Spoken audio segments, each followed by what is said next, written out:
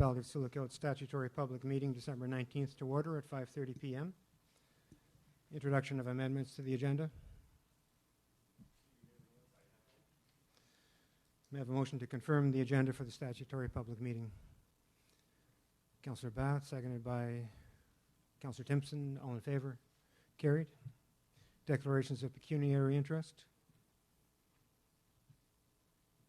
It's through Mayor Lawrence. I have two.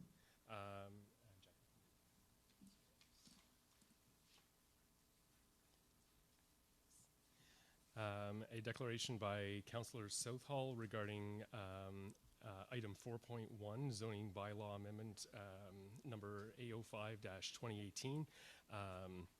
Councillor Southall is the president of Rockshore Holdings, and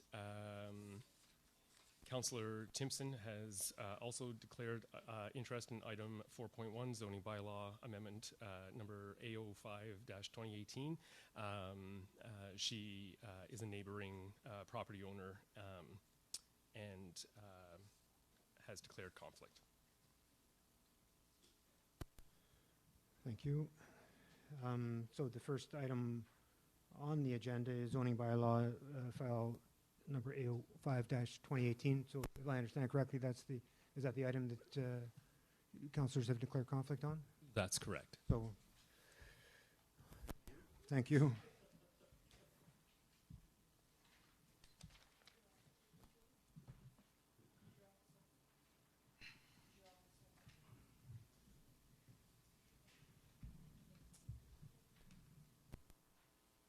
So item 4.1, zoning bylaw file A05-2018, applicant Rockshore Holdings Incorporated. Introduction and overview. This public meeting is being held pursuant to Section 34 of the Planning Act to consider a zoning bylaw amendment. The purpose of the zoning bylaw amendment is to rezone the subject property from residential type 2 R2 zone to residential type 2 exception R2-7 zone to permit an 8-unit dwelling. Other exceptions to the zoning bylaw are also required. The subject property is located at 124 Queen Street in the municipality of Sulacote. It is located within the R2 zone, covered by Sulacote Comprehensive Zoning Bylaw number 23-11 as amended. Point 2, confirmation of notice. The Manager of Development Services will confirm how notice was served to advertise this public meeting. Through you, Mayor Lawrence, sign was posted on site, ads were placed in the local newspaper, and a notice was mailed out to surrounding properties within 120 meters. Staff report. The Manager of Development Services will provide a summary of the application. Through you, Mayor Lawrence, a zoning bylaw amendment application has been submitted by Rockshore Holdings Incorporated to rezone the subject property to permit an 8-unit dwelling. The subject property is located within the urban settlement area and is designated residential in the official plan and as residential type 2 R2 in the zoning bylaw. The subject property is 2 blocks west of the area identified as the commercial core in the official plan. The applicant is proposing to develop the property with a dwelling that includes a total of 8 residential units. A 4-unit apartment building is currently permitted. However, an 8-unit dwelling is not listed as a permitted use within the R2 zone, and therefore site-specific rezoning is being requested. Amendments are also required to permit residential units that do not meet the minimum gross floor area and to permit a maximum of 2 driveways off of 8th Avenue. The applicant is proposing to operate the building as affordable rental units. The proposed units each contain 1 bedroom, a kitchen, a bathroom, and a living area, and represent a bachelor-style accommodation. The proposed building is 360 square meters, and each unit is 42 square meters in size. The building will also contain a mechanical room. The site plan includes 12 parking spaces with 2 entrances accessing 8th Avenue. Thank you. The Manager of Development Services will read out any correspondence received from government agencies and municipal staff. Through you, Mayor Lawrence, this is from Brian McKinnon, Municipal Clerk. The following are my comments respecting zoning bylaw amendment application number A05-2018, bracket Southall 124 Queen Street, bracket. This application is very similar to a zoning bylaw amendment application number A02, 2017, Southall 56 Prince Street, which was permitted by council and upheld by the local planning tribunal in its decision of June 11, 2017. As such, I have no concerns with the application.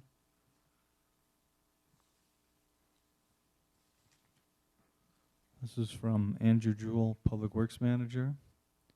I have the following comment: based on a hydraulic load calculation sheet utilizing load per fixture and total fixtures per unit, it has been calculated that the total hydraulic load for the proposed eightplex will require a 32 mil 1 1/4 inch water service line to be installed upgraded. It is also recommended to install a 5-inch sanitary sewer service piping at the same time the water service line is upgraded. The existing water and sewer services will require decommissioning at the mains when the upgraded water and sewer lines are installed. This is assuming the developer is proceeding with a single water service and a single water meter, with the water and sewer invoicing being the responsibility of the owner.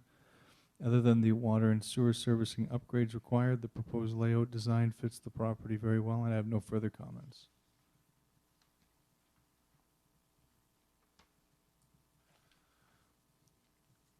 This is from Kevin Ellis from the Ministry of Transportation.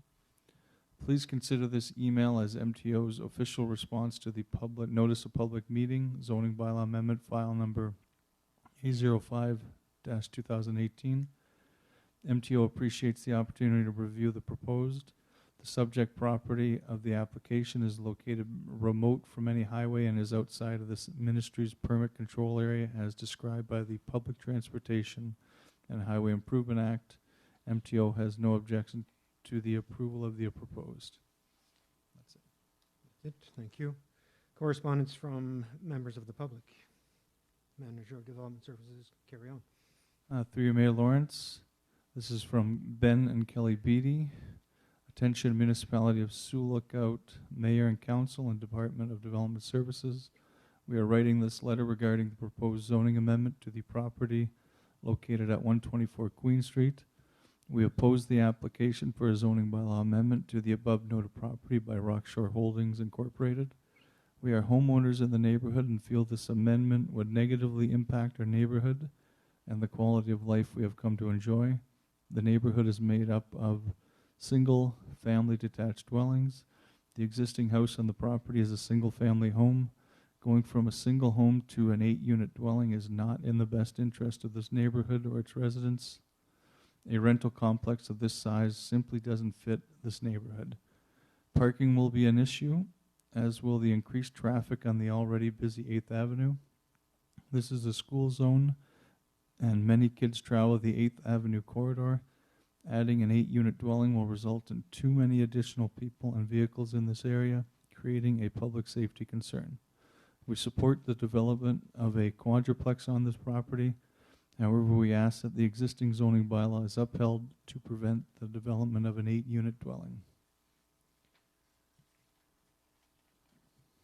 Now this is from Ian Salter. I am writing to inform you of our opposition to the proposed zoning bylaw amendment A05-2018, Southall at 124 Queen Street. The addition of an 8-dwelling unit will have an adverse impact on our neighborhood. There has already been a rapid increase of multi-unit dwellings on King and Queen Street in the last 2 years. Vehicle traffic has notably increased. The significant rise of population density in the area of Queen and 8th Street is not conducive to a family neighborhood. Multi-dwelling units will likely attract itinerant renters who will not contribute or bond to the area. While we understand the need for more units in the area of Sioux Lookout, we ask that the location of this one be reconsidered given the already large increase of units in the area. This one's from Ian Rose. I am writing this due to my concerns regarding the planning permission request for 8 apartments at 124 Queen Street, Sioux Lookout. My concerns are regarding the safety of the existing residents and the many members of public who frequently access this stretch of road, many of them being unaccompanied grade 3 to 8 children. The intersection at Queen and 8th is, in my opinion, already a safety concern. Often vehicles that are approaching Queen and 8th intersection have to drive wide of the corner, as children often step out onto the road on the way home from Sacred Heart School. Vehicles are also unsighted of children approaching from this direction. An apartment block of 8 would increase the traffic significantly. Potentially 8 to 16 vehicles would be trying to access that intersection, either by backing or pulling out of their designated parking spots, as the busy periods for this intersections are around the start of school/work and at the end of school/work. Many of these extra vehicles will be using the roads at the same time. We also need to take into account visitors or apartments that have more cars than parking spots, adding to vehicle parking on the Queen Street or 8th Avenue roads and increasing poor visibility. Hence, the danger would increase to the residents and member of the public using this intersection as what I have already described as a potential hazard. In short, I oppose the planning permit at 124 Queen Street, Sioux Lookout, as for me, it is a clear case of profit over safety of residents in this neighborhood and many members of the public who use this intersection. My name is Douglas Shields, and I am opposed to changing the 124 Queen Street from R2 to R8 designation.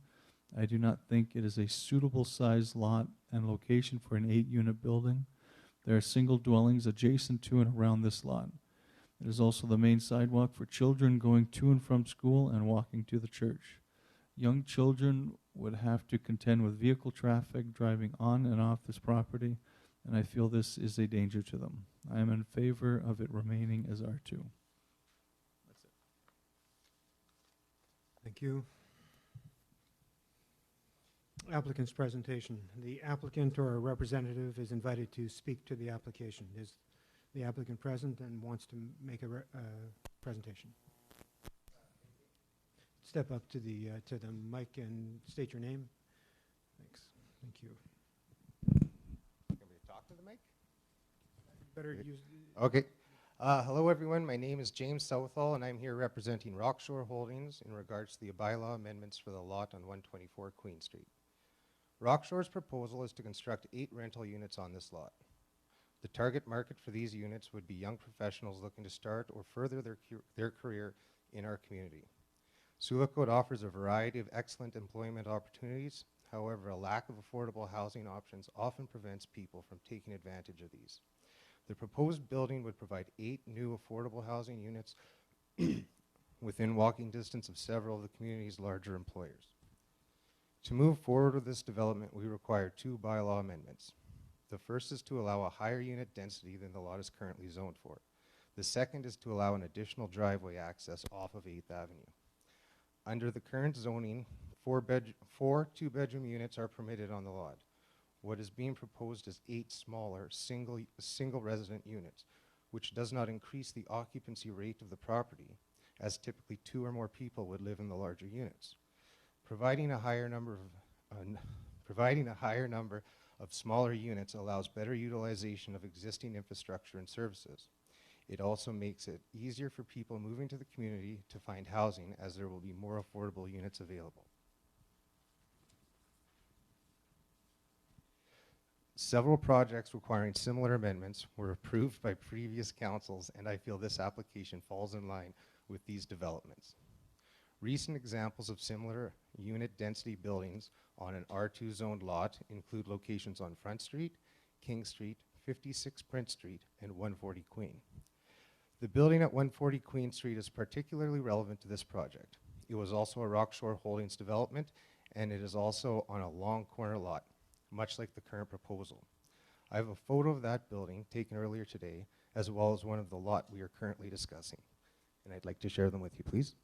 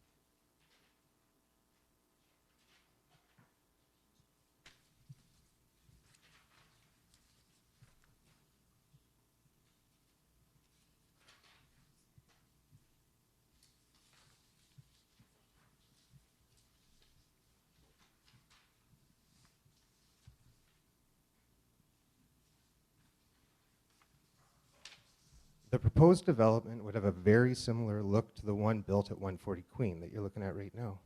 It would be slightly larger as the lot is twice the size, but the design and aesthetic are the same. I hope these pictures give you a general idea of what the finished product would look like.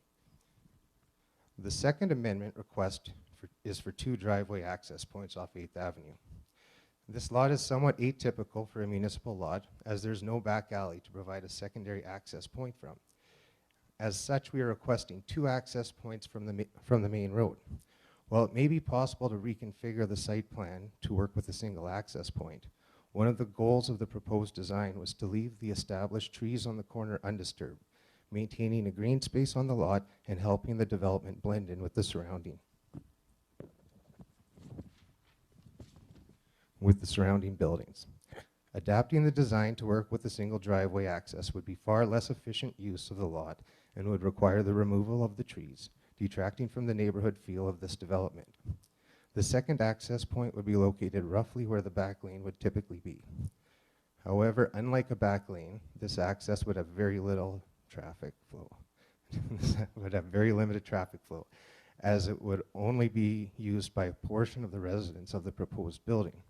The second access point would have minimal effect on traffic, propose far less safety risk than a typical back lane, which is an uncontrolled intersection, and will allow the existing trees and green space to remain in place. In summary, the 2 bylaw amendments are being requested to allow the development of 8 single resident units at 124 Queen Street. These amendments will allow this lot to provide the community with additional affordable housing, increase municipal tax revenue, maximize the use of existing infrastructure, and efficiently use the space while keeping the personality of the neighborhood intact. Thank you for your time and consideration. Thank you. So just we'll next go to questions from members of council and the public. We'll start at the council table. And before I do, I'll just say it's my understanding, and I'll let the CAO speak to this, we won't be making a decision tonight. Had this been a straightforward application with no opposition and no real questions from council, I think we have the authority to make a decision. But in this case, CAO, or would you like to speak to that? Or? Once the questions are all collated and members of the public, once the questions are all collated and members of the public have the opportunity to speak to the application, since we've already received some written submissions, it may be appropriate for council to consider deferring it to staff for further investigation and bring it back to a meeting at a later time. So council can make that decision this evening, but they can also choose to defer it to staff to come back with more information and make their decision later. Thank you. So I think that I'll let council speak to it, but my guess is that with the amount of discussion that we would ask staff to go back and defer it for further report. I think that's more or less the intent of the Planning Act. Yeah, if council so wishes. So we'll start with council. Questions, comments from council. Councilor Lego. Just to the developer, what is affordable to you? It could be a subjective thing, so if you could talk to us about that. Well, we don't have a set number in place, but I mean, the more units you provide to the community, the lower the housing costs. I'm not going to promise a certain rental rate because it's not approved. I don't know what our rules. I don't know how much it's going to cost to build it, but it would be certainly much cheaper than two-bedroom housing, two-bedroom RTs, fourplexes that are going up all over. This would at least provide someone with a single income could have their own place to live. They wouldn't have to go around looking for roommates. And they're bachelor suites, they're small, just enough for one person. They're not going to be split with two and three people. The intent is to make them attainable for a single income person who's starting out their career, trying to fill some of these jobs with a little better. Thank you. Councilor Cassidy.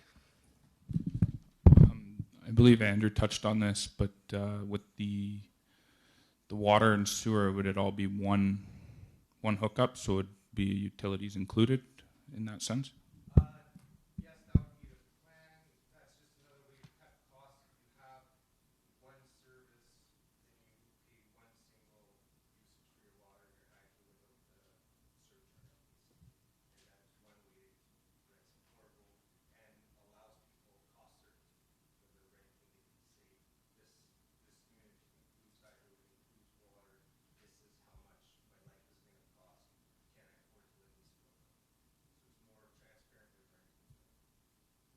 Councillor Lego.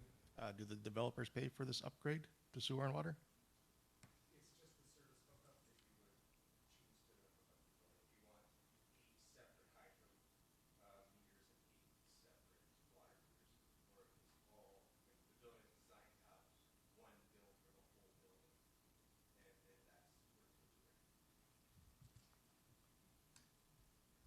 Councillor Bath. A couple of quick questions on one of the issues that's showing up pretty much is the traffic and the driveways and parking. And I'm curious if you looked at using a single in and out driveway, one-way driveway that might alleviate that a little bit. And the other question would be probably, answer that one first, please. Okay, I think I kind of touched on that earlier, but it's a possibility.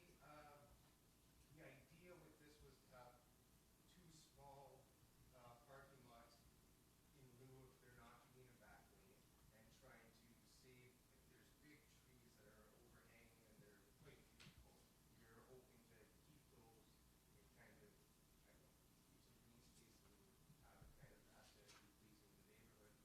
But if we had to rejig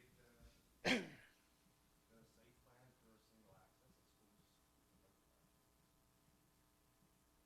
Councillor Bath. The concern I had was people are going to be inclined to back out into the street, and I think that discussion was had that it's a fairly busy street and a lot of people, a lot of kids walking. That was the only reason I suggested that.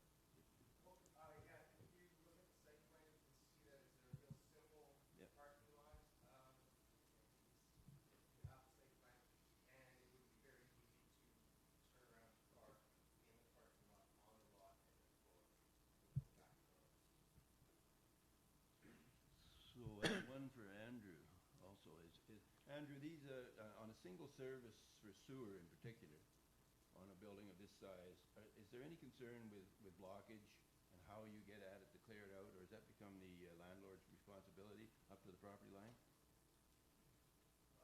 Through you, Mayor Lawrence, on something, development like this, what we often suggest to the developer, although it doesn't meet comments, is that an external cleanout is advised, so that you don't have to require access inside the building to do any work with. But as far as the internal plumbing, it would be built to the building code and then recommended a slightly larger service of 125 millimeter 5-inch to accommodate. But I don't foresee any issue with, it would be no different than a fourplex, basically, which are all plumbed in such that they come out to a single sewer service. Councillor Lego. Is there, like you say, you could rejig the parking lot. Is there no access off of Queen Street for parking? Or is it a lot too narrow? The design would have to have access off. Off of 8th? Further questions from the council table? Then I'll go to members of the public. You're invited to speak to the application. The public can ask questions of clarification or seek background information, speak in support of the application, or speak in opposition to the application. All questions will be directed through the chair. It is requested that only one question be asked at a time. Please identify yourself before you ask your question so that you can be properly recorded in the minutes. Members of the public, and I'll turn my head both ways. So please stand and state your name. And if you need the mic, you can.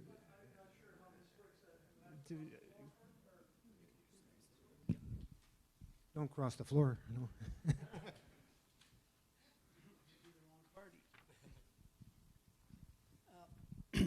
Good evening. I am Joe Carboni, a lifelong resident of Sioux Lookout and a 35-year resident at 111 Queen Street. My wife and I have raised our family here, and now I'm raising our 7-year-old grandson who attends grade 1 at Sacred Heart School. I'm a business owner, and I have previously served 2 terms on council, and I'm presently serving my 18th year on Sioux Lookout Nonprofit Housing Corporation. Along with all of you and most residents of Sioux Lookout, I am totally in favor of housing development. So I come to you not resisting housing development on the property of 124 Queen Street, but I'm very concerned in the type of housing being proposed, an 8-plex. This property is within the R2 zone traditional residential area, comprised mostly of single-family dwellings, with some duplexes, threeplexes, and fourplex developments in the area. Many older and younger families live here in close proximity to church, school, daycare, rec centers, Cedar Bay, boat launch, enjoying community life, interacting as neighbors with children, experience all that neighborhood living provides. It is a busy, active, vibrant neighborhood with much of its access through 8th Avenue. This application for a zoning bylaw amendment is not asking for a small increase in units above the maximum of 4 allowed. It's asking for double that. It's asking for 8.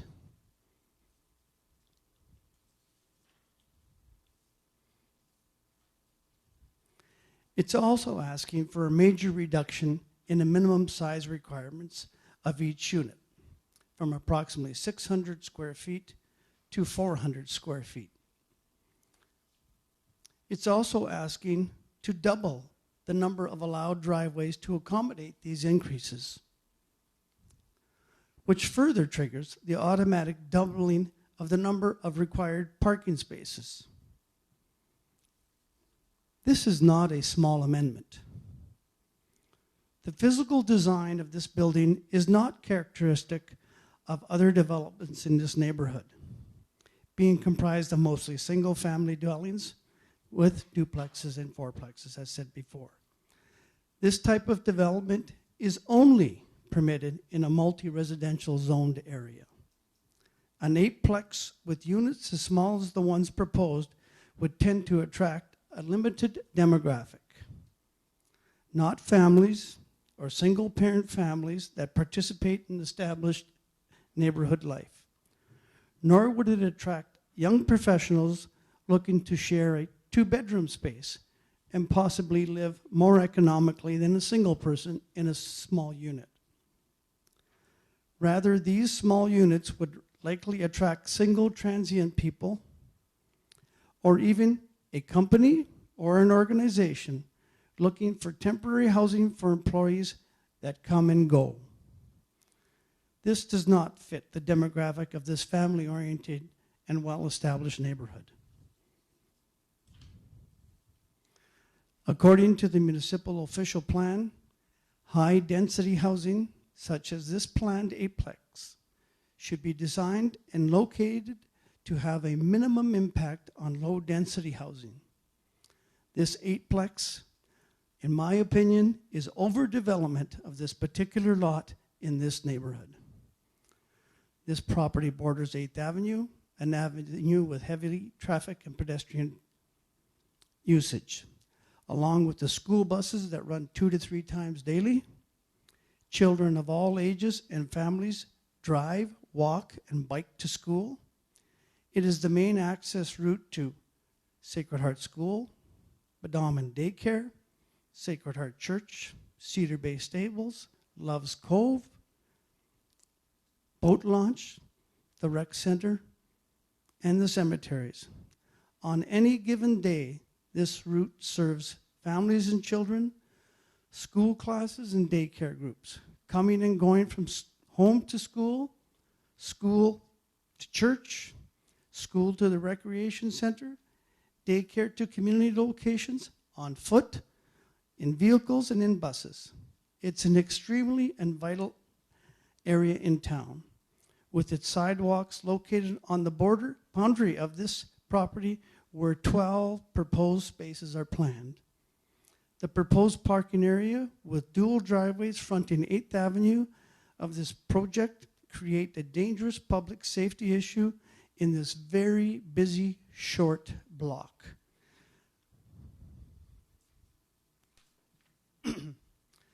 The single most important and most vulnerable individuals here are the young children who are walking, biking, and scooting along the road and on sidewalks to this block, to this block of 8th Avenue.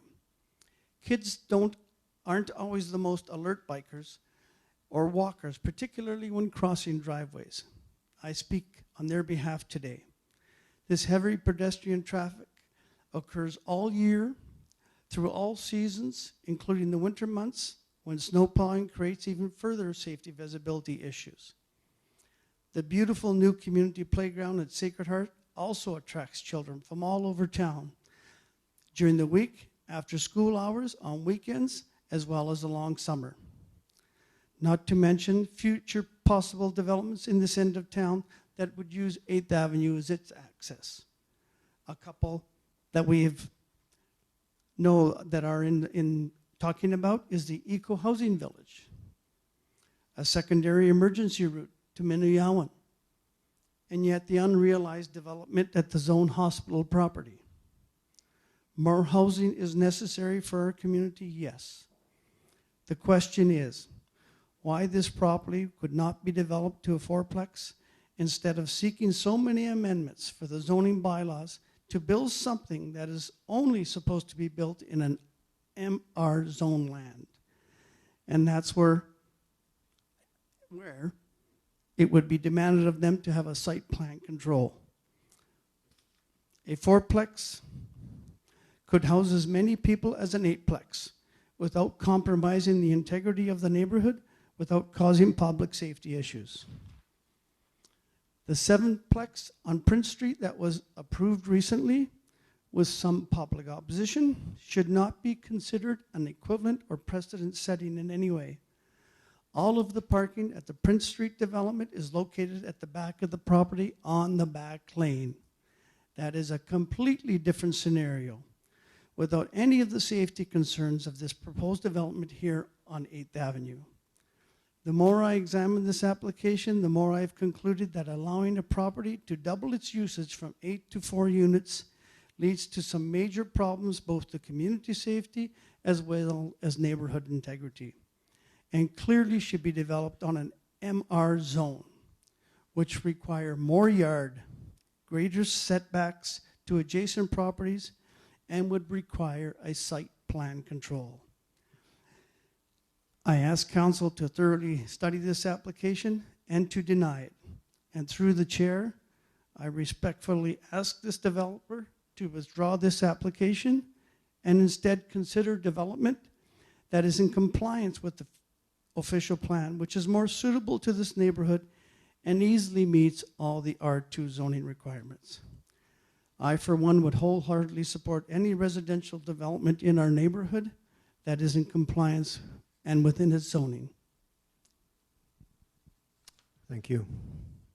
Other members of the public who wish to speak?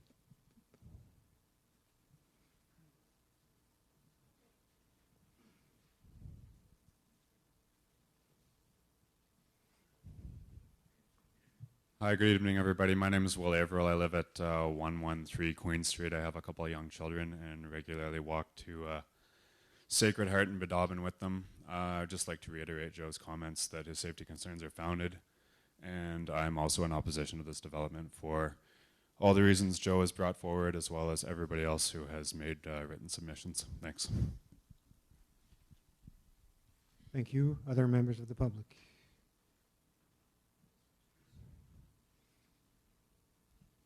Good evening, Mr. Chair. I'm one of the new ones of Sioux Lookout, and I live at 117 Queen. My name is Bob Gould. My wife is Lori Donnelly.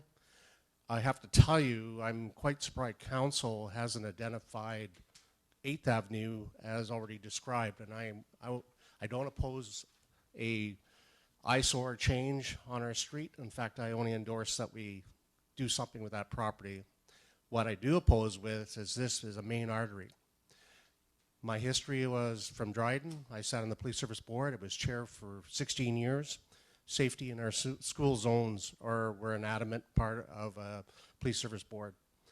For some reason, 8th Avenue is being lost on this. For some reason, 8th Avenue with its potholes and no curb and no controlled intersections except that four-way stop that I probably watch 50% of the people drive through is a concern.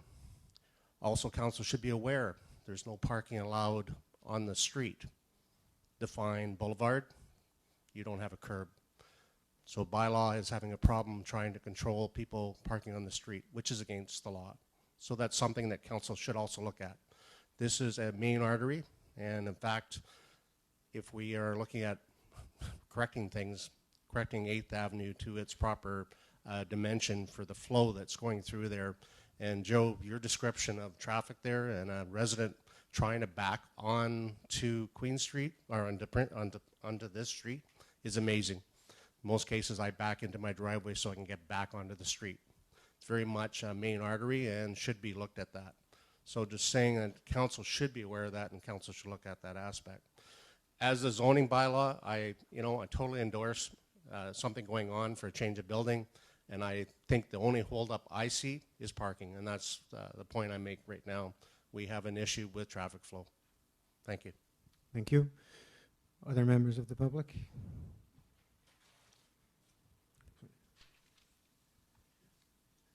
Hi, my name is Maureen Rogers. I live at 115 Queen Street. I have lived there for over 25 years. I brought 2 children up, and even halfway through their age, when we were still attending Sacred Heart School, there was always problems with that road. Adding more traffic to it is ridiculous. Children have almost been hit trying to cross the road. People go through the 4-way stop, so already there's an issue. And then the church, which is wonderful to have, is also got a lot of traffic. So adding more to it is just not a good idea. Thank you. Other members of the public?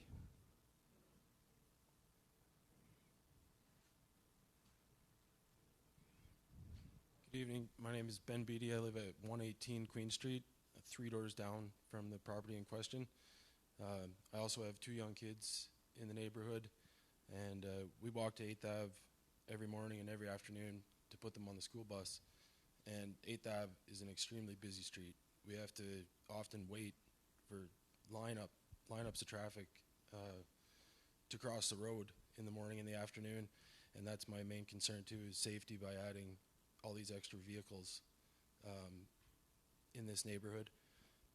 And also I think parking will be a major issue on that lot. It's not that big of a lot, and where the extra car is going to go, you have eight units, but people could have, 2 people could stay there and have double the amount of vehicles and people visiting, and yeah, so that's. Thank you. Other members of the public? I'm sorry, is there anybody else? Yep. Thank you very much, Mayor and Council. Through the Chair. Good evening, my name is Neil Carboni. I was born and raised in Sioux Lookout, and I am a owner of nearby property on Prince Street, co-owner of nearby property. I'm also a former owner of multiple rental units both in Sioux Lookout near to this property in question, and where I currently reside in Prince Edward County in southeastern Ontario. I've worked in municipal government for the past 12 years, and in my current role I'm responsible for affordable housing development and the facilitation of development approvals alongside our development services group. I certainly echo the concerns expressed by my father and many of the others in the audience here today, especially regarding compatibility with the neighborhood and traffic, most importantly safety associated with that traffic. I have family that lives nearby, including that 6-year-old nephew who attends Sacred Heart School. Rather than reiterate those points, I'd like to point to some issues around the official plan policies and the zoning bylaw and best practices related to affordable housing and land use planning. So I ask you to bear with me for just a moment. First of all, just dealing with R2 instead of multi-residential zoning, MR zoning. In considering such significant amendments to the current R2 zoning, Council is essentially being asked to permit the development options of MR zone properties, including the higher number of townhouse units, without any of the bylaw provisions that have been wisely included in the MR zone to prevent problems associated with such intensification. It would essentially circumvent the intent of the zoning bylaw.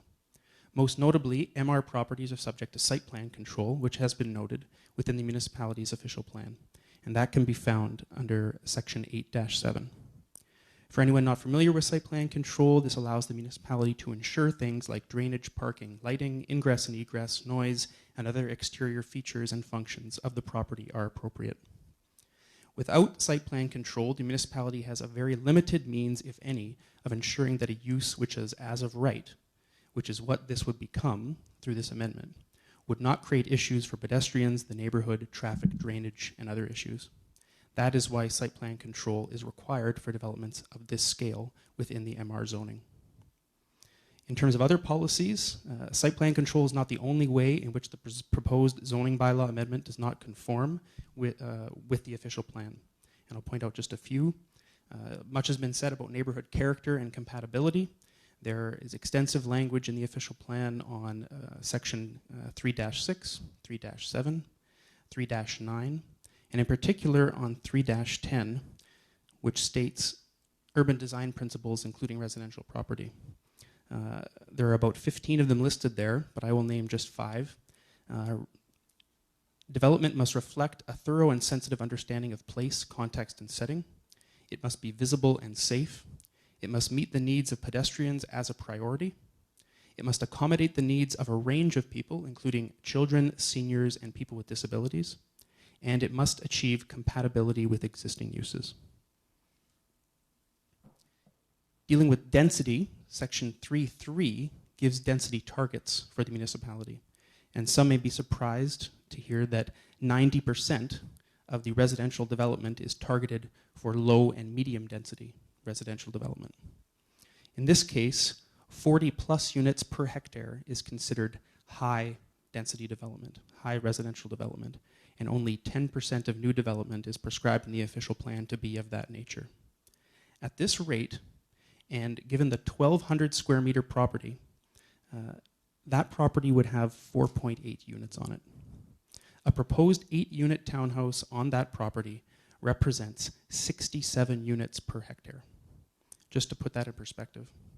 So when the municipality's own official plan is calling for 90% of new housing to be of low and medium density, why would it be appropriate to consider an extremely high density development on property that does not permit it within a single family neighborhood and without any of the bylaw provisions that have been put in place to ensure such high density development does not have an adverse impact on the community? I'd like to touch on affordable housing because it has been mentioned, and it is certainly mentioned extensively in the official plan. There's much discussion about affordable housing within communities across Ontario, not just in Sioux Lookout. And a question was asked about the definition of affordable housing. The general definition of affordable housing, as used by CMHC and a number of other agencies, is 80% of average market rent for a similarly sized unit. Most affordable housing is created either through not-for-profits or by the private sector through contractual agreements and funders like CMHC, or with funders like CMHC. In the absence of either of those things, there's no incentive or control for rents in this development or any other private developments to be guaranteed affordable, and certainly not by the 80% or less definition. In fact, the high demand in Sioux Lookout for all forms of residential development actually create a disincentive for affordable rates. From a practical standpoint, bachelor apartments cater to a limited tenant market, most often to transient single professionals, whereas multi-bedroom units can provide accommodations for families, single parents, groups of single professionals, like many 3- and 4-plex buildings currently do in the municipality, or families with live-in nannies, a grandparent, and room for a guest. It goes without saying that the more units you have, the more revenue can be generated per square foot for a private development. So when if considering those single transient professionals, a more affordable option for them is always likely to be splitting rent of a 2-bedroom unit rather than renting a single bachelor unit themselves in a high-density complex. Dealing with safety and parking, without site plan control, it is impossible to fully assess or control for the challenges related to parking, including visibility, daylight triangles, ingress and egress, or the pedestrian and safety issues associated with placing a 12-car parking lot with 2 entrances immediately adjacent to a busy residential street on the same side as the sidewalk, and that is why site plan control is required for other properties permitted of this nature in multi-residential zones. As noted earlier, this street accommodates groups of walking school children, school buses, cyclists, vehicles traveling to school and daycare and Cedar Bay, and it's increasingly busy as school populations grow and as rental infilling all around this area, around 8th Avenue, has occurred in proximity to this property. In the absence of site plan control and based on the drawings in the zoning bylaw amendment application, 4 vehicles would be parked lengthwise, almost immediately abutting the municipal sidewalk. Access to snow storage would be impeded potentially by parked vehicles. There would be only 1 meter between parked vehicles and the front doors to the units. And egress onto 8th Avenue would often only be feasible by backing out onto the street. And that's been identified by a few members of the audience and councillors. I would certainly urge councillors and staff to visit the site and to stand at the southeast corner of Queen and 8th and visualize a 12-car parking lot and 2 new entrances on this residential lot. In closing, I'm in favor of residential development in Sioux Lookout for economic development purposes, to increase the tax base, and to provide for a mix of accommodation options for the community's range of residents and the community's needs. I'm also mindful that the most vibrant communities are those that cater to all their resident needs, and in the context of land use planning, the ones that think further ahead than just the immediate need or immediate opportunity. That is the point of land use planning. What will this neighborhood look like in 10 or 20 years?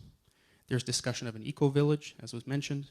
There's potential for another access point to the Menoyawan Health Center, further north on 8th Avenue. Student populations continue to grow in the north. And if this and future councils are successful, an increasing number of long-term residents and families will call Sioux Lookout home. If we so easily convert R2 properties to accommodate small, high-density units, which cater almost exclusively to transient temporary workers and single professionals, what do our neighborhoods and communities look like in the future, and how attractive, safe, or accommodating will they be to differing needs and demographics in the future? Through the chair, I want to strongly urge the developer to reconsider this proposed amendment and to develop residential units that are supported by the official plan and by the R2 zoning. Thank you. Thank you. Other members of the public?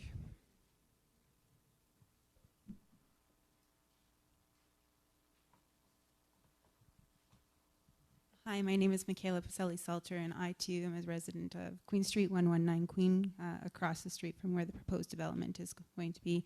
And I too have major concerns about the traffic flow in the area, safety of my children, safety of my pets, and yeah, just what it will do to our community in terms of having such a dense building holding so many residents in one small area. Thank you.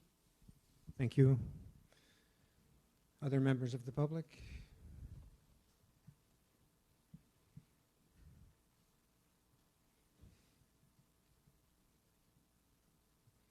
I'll ask one last time, members of the public? All right, so this concludes the public meeting regarding zoning bylaw amendment number A05-2018.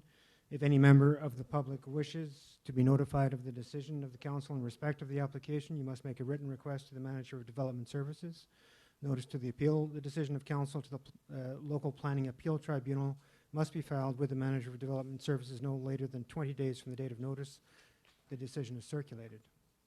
The notice of appeal shall be sent to the attention of the Manager of Development Services and must include reasons for the appeal, the fee as prescribed under the Local Planning Appeal Tribunal Act in the amount of $300 payable by a certified check to the Minister of Finance, Province of Ontario. Only individuals, corporations, or public bodies may appeal the decision of council to the Local Planning Appeal Tribunal. An appeal may not be filed by an unincorporated association or group. A notice of appeal may be filed in the name of an individual who is a member of the association or group. So, Mr. Clerk, we have 2 options here. Could you help me through that? Certainly, Mayor Lawrence, based on pardon me, based on yours and the CAO's comments earlier this evening, there are 2 options for council. If there are no opposing comments, council could have sent this forward to the regular council meeting for consideration. However, given that there were a number of opposing comments, council may wish to consider option 2, which essentially receives the report and refers it back to staff to consider the feedback from the public this evening. So I'm going to ask if I can have a mover for option 2. The council received the planning consultant's report dated December 19, 2018, and direct staff to prepare a recommendation report considering the feedback received at the December 19, 2018 statutory public meeting for presentation to council at a subsequent council meeting. Is there a mover for that? A seconder? So, sorry, Councillor Lego, Councillor Cassidy. I've got to get used to the new councillors at the table, sorry. Any discussion, council? All in favor? Carried? And that's, sorry, we have quorum and we're carrying on, absolutely. So for members of the public who are here for that public hearing, no decision was made. All your comments have been taken down. They're actually recorded by using the microphone. If I'm not mistaken, it's all recorded verbally and the clerks are making notes. And those will be taken into account in another report that staff brings to council at a subsequent meeting. And I won't promise that's the next meeting. I'm not sure. It's given the Christmas break and whatever it might be at a subsequent meeting, and it'll be noticed in the council agenda.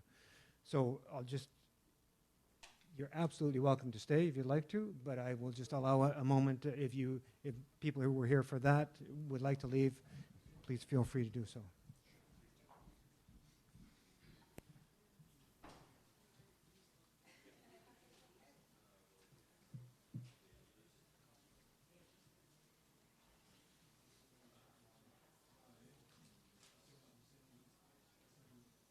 Rigmarole for the next one. It's very, it's a statutory public meeting. It's very regular. We have a bylaw.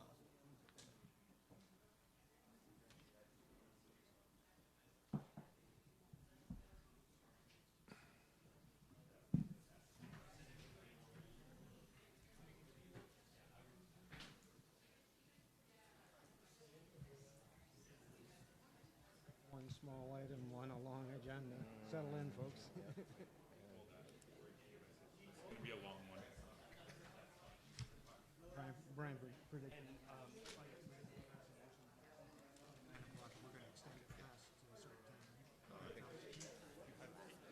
Yes. Some of the stuff on the regular agenda might not take as long as this.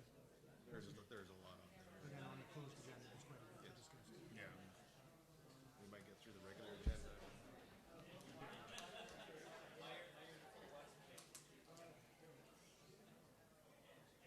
Certain time, we'll decide. I keep in touch with him, yeah. It's all over. Good night. Yeah. That was quick.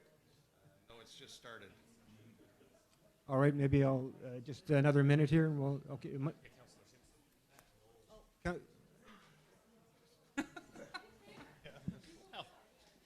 right into that chair. Totally missed you. Okay, so they returned to the meeting at 6:24.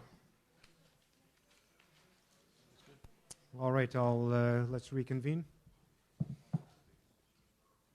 And the statutory public meeting will continue with the second item, the applicant, the Sioux Lookout First Nation Health Authority.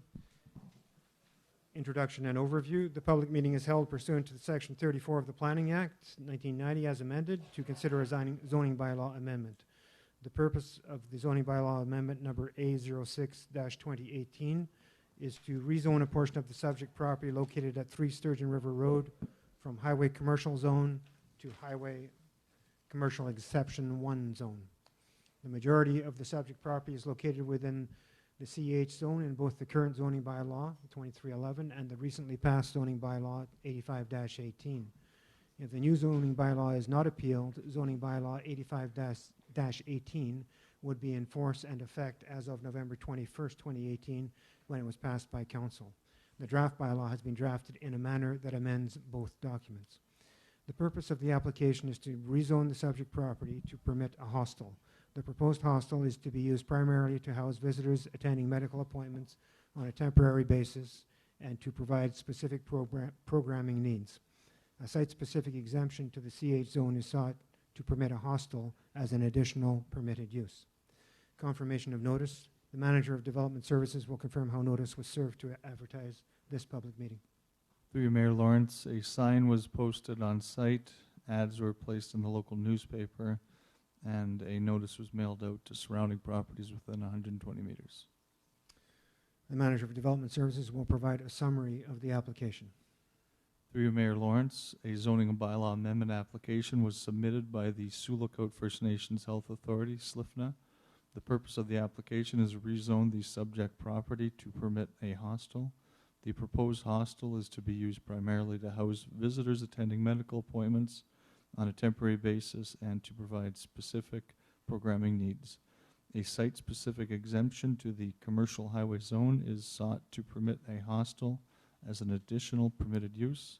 SLFNA has obtained ownership of the subject property, and which was previously operated as the Days Inn Hotel.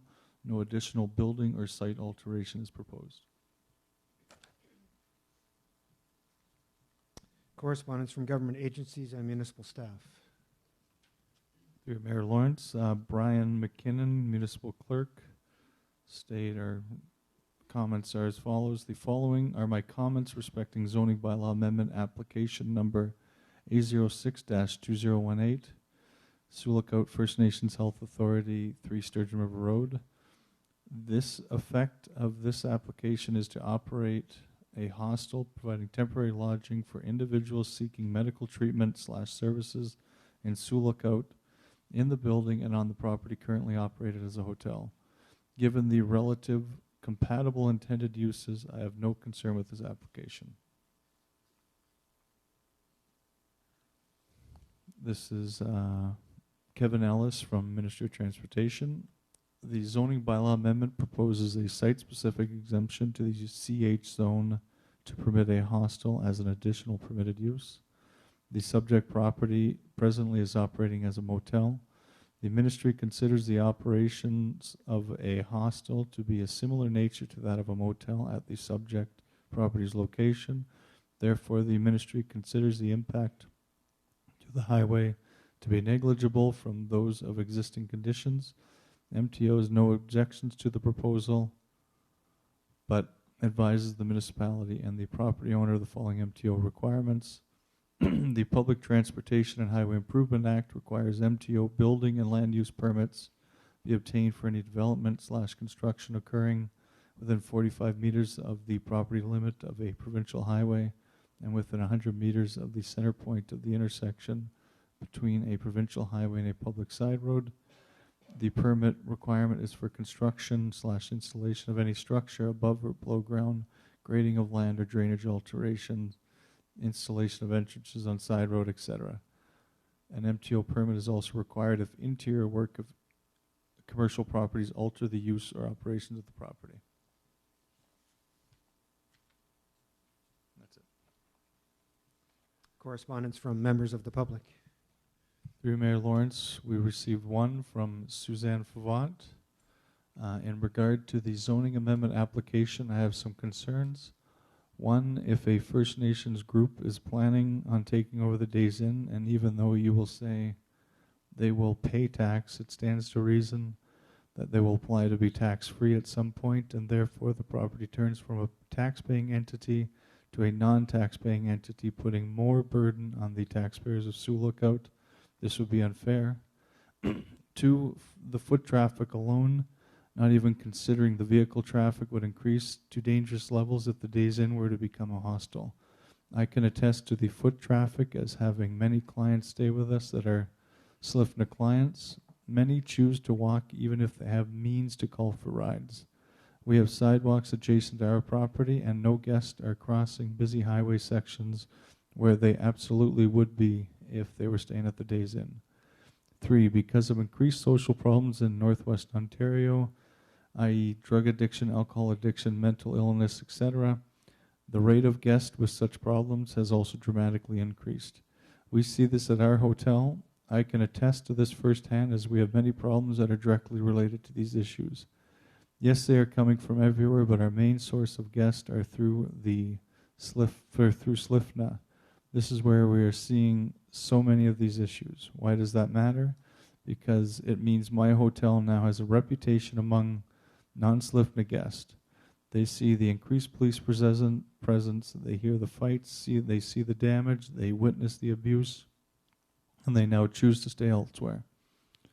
Do you want another hotel in Sioux Lookout to turn into a hostel and thereby reduce the number of guest hotel rooms in Sioux Lookout that would otherwise be available to guests visiting for work or events?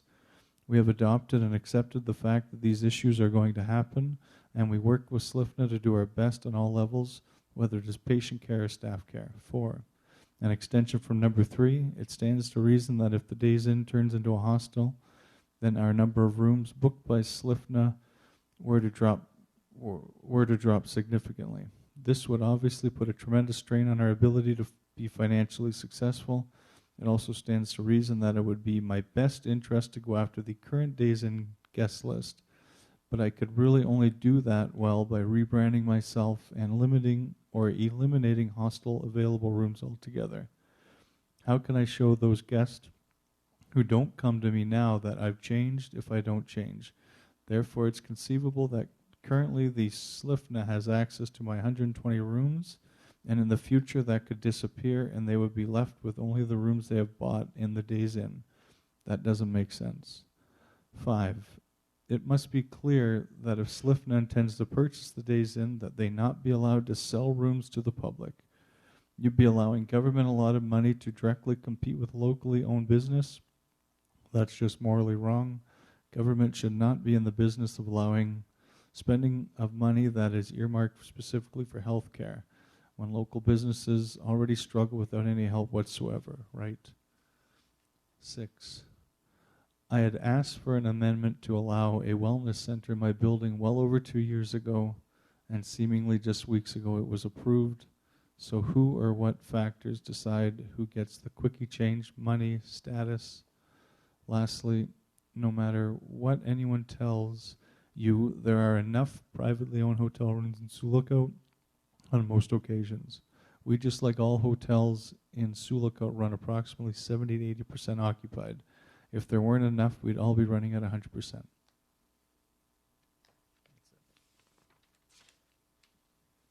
Applicant's presentation. The applicant or a representative is invited to speak to the application. Is there a representative here who would like to speak?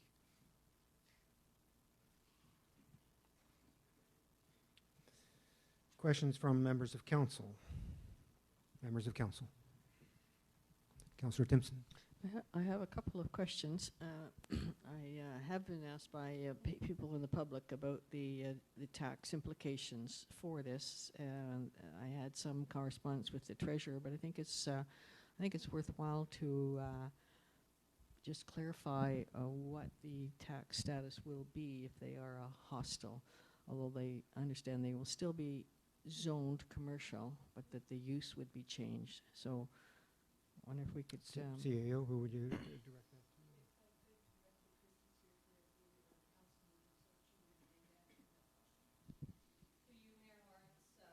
It would still be taxed the same as it's being taxed right now. They're not exempt at all. There's no exemption. Thank you. So is it different from the existing hostel? Does the existing hostel pay tax, or are they under the hospital?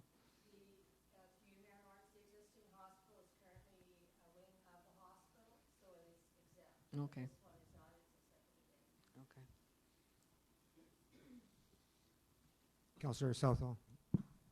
I just, an observation is, I know that they are talking about adding rooms onto the hospital.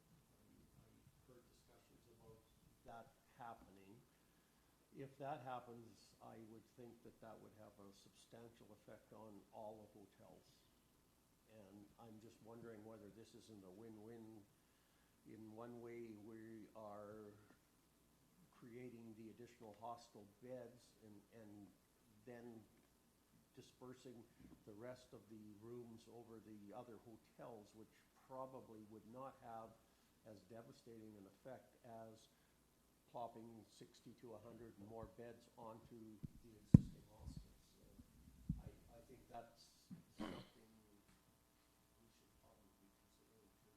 Just to clarify, you're saying that if this goes ahead, then they would. You're suggesting they wouldn't be adding to the hostel. I would assume that.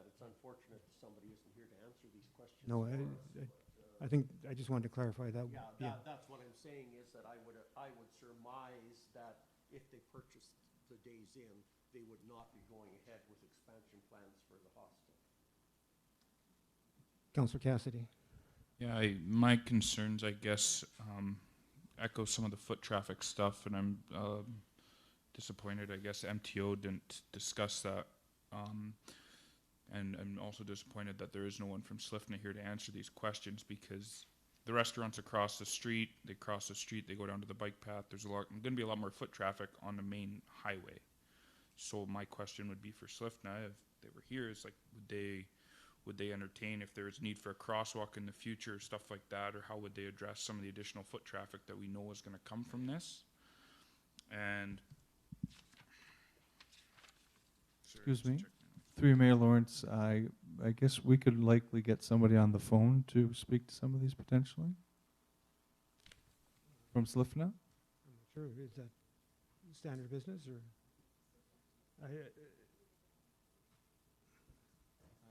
I guess it's just like our consultant who would.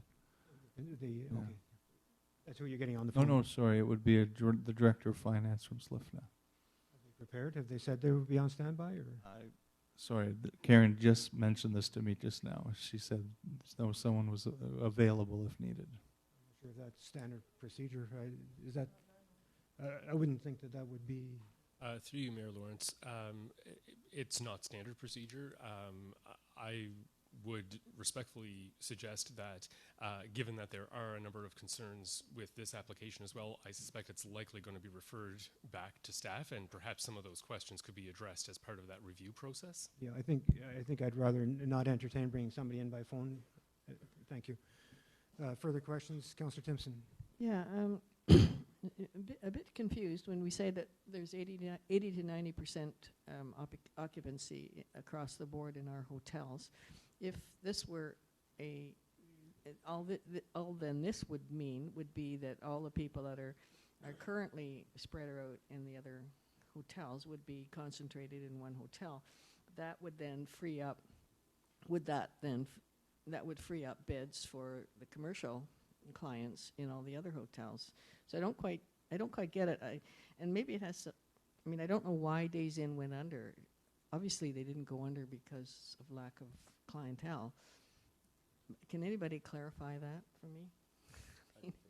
I don't think it's but not on the agenda to discuss that here. No. Well, no, I know. But I mean, the concerns by Suzanne Favot that it would take from her business, to me it would seem that she would then be more able to offer commercial clients. But then we hear that a hotel has gone under. Is it really 80 to 90% occupancy, or what? Well, If hotels are going under. Just, Councillor Timpson, I don't know that the hotel's gone. It's in receivership, and being in receivership can be for many reasons. It doesn't mean to say the hotel itself is not viable. So I think you need to be careful how you phrase that here. The hotel, we don't know the hotel is going under. It's carried on. The receiver has been operating the hotel. It can mean that one of the owners is in receivership. It could mean is going under. It can mean a lot of things. So that's. Okay. Yeah, I guess. Really, it just seems like it's just that you're just concentrating one group of visitors, hotel occupiers, in one spot. I can't see that it would be a problem for the other hotels. So. Other council? Did Councillor Lego clarify? Councillor Bath? Throw some light on that. Sorry, Councillor Lego first. Then.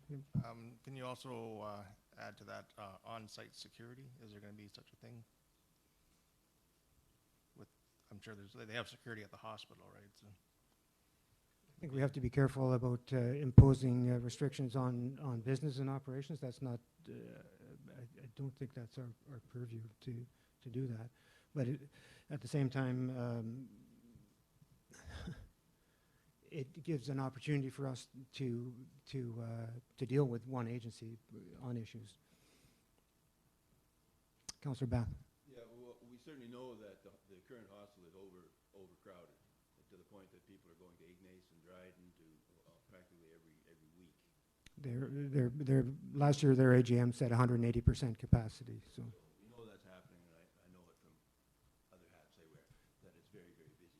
So this, to me, is a win-win for us. For number one, we get a hospital in a taxable area, which is good. We can't tax the hospital. We can tax this. Now, whether we can tax it forever, we don't know that until it may change. The foot traffic is certainly a problem, and I don't think that's insurmountable. It's a matter of possibly a crosswalk, possibly we're already in a 50 zone. You know, if people, I know people don't go 50 in there, but it is a 50 zone, so it's classed as a regular zone, even though it is a highway. So I think that's not something I'm concerned about. I think it's a good thing for us to support this. I believe it'll be in the long run. We don't want to see people go back to Councilor Southall's comment about adding on to the hospital. We know that's not going to happen any time soon. That's probably going to be 5, 10 years down the road. This is right now. They have a chance to house all the people that are the overflow right away without going out of town. To me, that's a good thing for us. I certainly can't see why we would want to throw roadblocks in the way. For the Council Cassidy. Yeah, echo John's comment, or sorry, Councillor Bath's comment there with regards to, I've heard the same stuff with regards to people going out of town or them filling hotels out of town, and if we're going to be a hub of the north, then we should be servicing everyone that comes through here. So that was another reason I was a little disappointed that there was no one from Slifton here as well. So I don't know, for future, if we defer this, can we request that they have someone here at the next meeting? We can ask if we choose to defer it. We can, yep. Further comments, Councillor Bath? The comment is that, do we really need to defer this? We haven't had any negative comments from the public or from anybody else, including council discussion. So do we really need to defer this? We'll get to that at the appropriate time in the agenda. Further comments, Council? I would just add that to me, I think it's a positive thing. I think it's keeping for all the reasons already stated. It focuses this business. We've got a First Nation agency who wants to invest millions of dollars in our town. That's a good thing. Where 70% of our economic activity is driven by servicing the First Nations. So we need to recognize that. It's continued. I think it probably enhanced employment opportunities in Sioux Lookout. The hostel, operating as a hostel, my understanding is they will be serving 3 meals a day there at the hostel. So the need to leave the hotel for meals is a little bit less. As far as the pedestrian traffic, if we need to install crosswalks because the town is getting busier, that's a good thing to me too. There's already people crossing the road from the existing Best Western which doesn't have a restaurant, to eat in the adjacent restaurant and move into town. So I see it as a very positive move for us. And it keeps the number of hotel rooms the same. It just refocuses their business. And if we have an agency who wants to take control of their business and invest millions of dollars in our town, I just don't see how we can be opposed to that.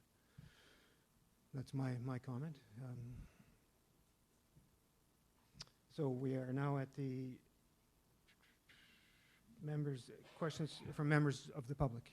Anybody in the public who wishes to comment?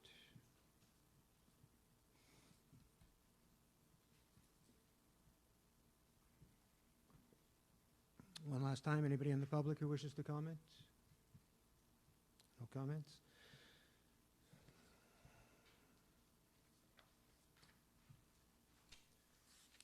Conclusion and closing of the public meeting. This concludes the public meeting regarding zoning bylaw amendment A06-2018. If any member of the public wishes to be notified of the decision of council in respect of the application, you must make a written request to the Manager of Development Services. Notices to appeal the decision of council to the local planning appeal tribunal must be filed with the Manager of Development Services no later than 20 days from the date the notice of the decision is circulated. The notice of appeal shall be sent to the attention of the Manager of Development Services and must include the reasons for the appeal, the fee as prescribed under the Local Planning Appeal Tribunal Act in the amount of $300 payable by certified check to the Minister of Finance, Province of Ontario. Only individuals, corporations, or public bodies may appeal the decision of council to the local planning tribunal appeal, An appeal may not be filed by an unincorporated association or group. A notice of appeal may be filed in the name of an individual who is a member of the association or group. We have two options. If there are no opposing comments raised, we can receive the planning consultant's report. Actually, Mr. Clerk, you go through our options. Thank you. We'll do it technically correct. Certainly, through you, Mayor Lawrence. Option 1, if there are no opposing comments raised at the December 19th statutory public meeting, the resolution would read that Council receives the planning consultant's report dated December 19th, 2018, and authorizes and directs that bylaw number 9818, being a bylaw to amend the Municipality of Sioux Lookout Comprehensive Zoning Bylaw number 2311 as amended, be added to the December 19th, 2018 regular council meeting agenda for passing. Option 2, if there are opposing comments received at the December 19th statutory public meeting, the resolution would read that Council receives the planning consultant's report dated December 19th, 2018, and directs staff to prepare a recommendation report considering the feedback received at the December 19th, 2018 statutory public meeting for presentation to Council at a subsequent Council meeting. So, Mr. Clerk or CA, are we in a statutory position where we must take option 2? Through you, Mayor Lawrence, my understanding is that ultimately it's Council's decision which way they wish to proceed. Ultimately it's your call. Councillor Lego? There was one opposing? There was a letter received from the... Suzanne Favot, through Mayor Lawrence. Opposing opposing the, or with concerns. So, Council, can I proceed to ask Mr. Clerk by consensus option 1 or option? I can just table the motions, I suppose.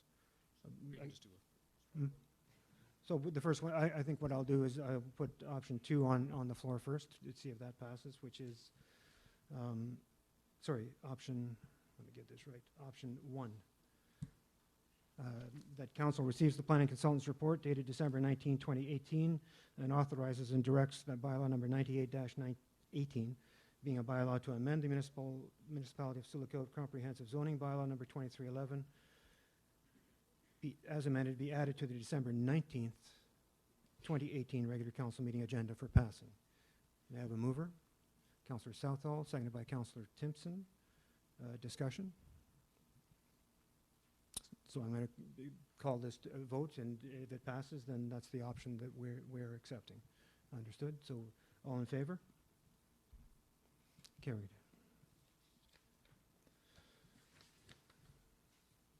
Confirmatory bylaw number 94-18. Confirm the proceedings of the Corporation of the Municipality of Sioux Lookout. The Council gives 3 readings and passes bylaw number 94-18, being a bylaw to confirm the proceedings of the Municipality of Sioux Lookout, December 19, 2019 statutory public meeting. May I have a mover, please? Councillor Timpson, seconded by Councillor Lego. All in favor? Carried. Motion to adjourn the statutory public meeting of December 19. Mover, Councillor Cassidy, seconded by Councillor Timpson. All in favor? Carried. The statutory public meeting is adjourned. Thank you. And if there's anybody who wishes to leave now, before we start the regular council meeting, please feel free to do so. If you'd like to stay, feel free to do so. I think what we'll do is we'll get through the first part of the regular council meeting so that we can do the bureaucratic type business, lift, and get to our delegations and presentations, and then we'll declare a short break after that. So I'll call the regular council meeting of December 19, 2018 to order at 6:50. Introduction of amendments to the agenda.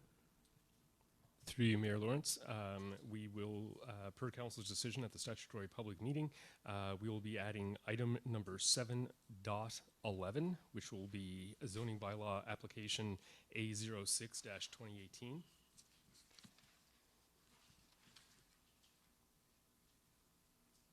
Is there a 710? Thank you. 710. Thank you.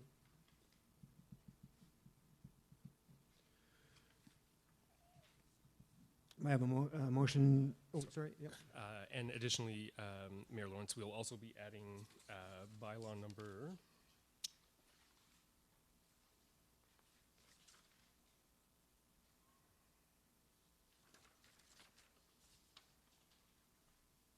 9818 to the agenda as well. 7-Eleven or? No, as the fifth bullet on item number 10.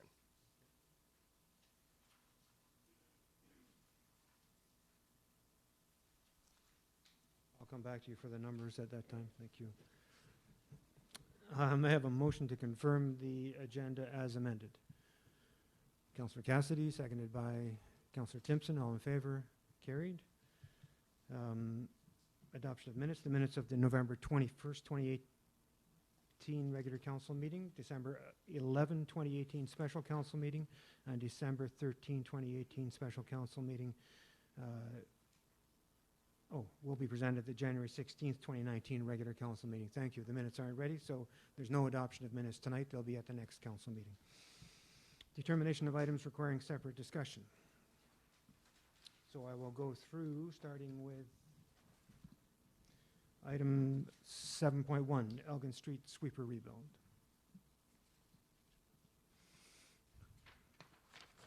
Item 7.2, update signing authorities.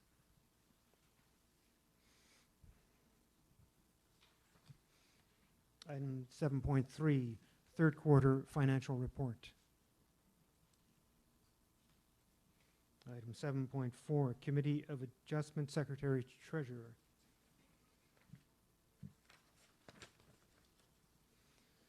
Item 7.5, FedNor Airport Commercial Retail Expansion Funding Agreement.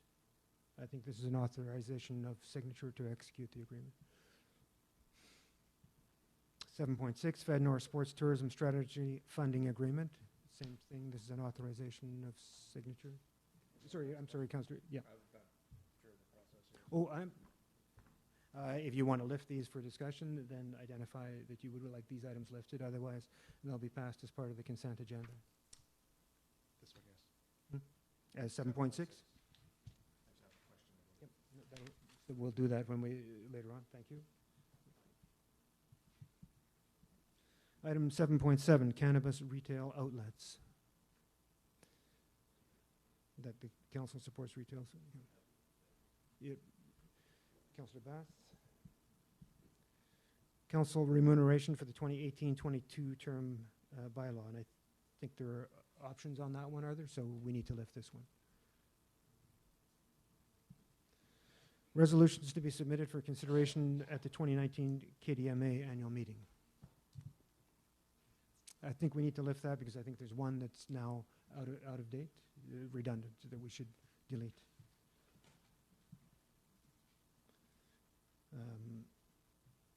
Do I ask for 7.10 to be, so help me with the, 7.10 is the zoning bylaw amendment application respecting the application A06-2018, Siluka First Nations Health Authority, request to change the zoning from highway commercial to highway commercial exemption 1 for the days in.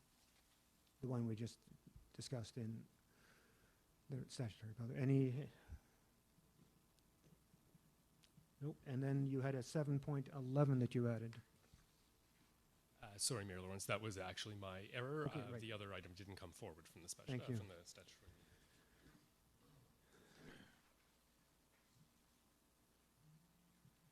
So what I have, Council and Clerk, to be lifted are items 7.6, 7.7, 7.8, and 7.9.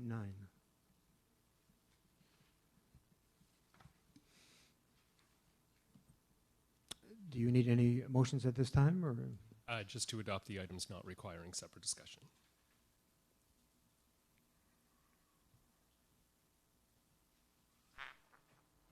Sorry, I'm going back a page or two. I'll get there. I need a motion to adopt the items not requiring separate discussion. The council approves the following recommendations, and these would be items 7.1, 7.2, 7.3, 7.4, 7.5, and 7.10. May I have a mover? Councillor Timpson, seconded by Councillor Bath. All in favor? Carried. Thank you.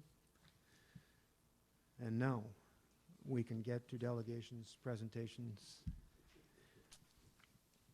Thank you for your patience. So delegations, we have with us tonight the Sioux Lookout Rotary Club, and we have, I'm sorry, it's not, Claus couldn't make it, so we have Susan Barkley, the past president, and Kirk True, the past president. Thank you. I wasn't sure of your position. For a presentation of a check for the cafeteria project. So would you like to say anything? We're certainly going to say thank you, but...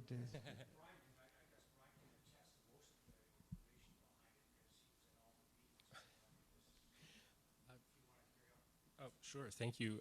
Through you, Mayor Lawrence, the cafetorium project has been underway for a couple of years, as you know, and will be incorporated into the new high school, which is under construction. The municipality, with its community partners, have committed to support that project, and there's been some funding currently made available by one of the funding agencies we applied to. And a number of community agencies also see the value in the cafetorium and also wish to support the project. And the Sioux Lookout Rotary Club has led the charge in that effort to support this project. And we're instrumental in helping us to get it going. This was, we advocated to the Ministry of Education through the school board, well, directly to the Ministry of Education, to have the cafetorium added here. It was a way for us to get a community auditorium, which would have cost us in the range of $7 or $8 million, built for our contribution. Total municipal contribution, which includes partners, is $500,000 or so, if I'm not mistaken. And the Rotary Club has stepped forward to be a significant community partner. And before we get to the Rotary Club, I'll just add that there's two other partners, the Sioux Hudson Entertainment Series, who've come forward with $7,000, and the Northern Lights Community Theater have come forward with $5,000. And so now we will get to the Rotary Club donation, which I will let them reveal the amount.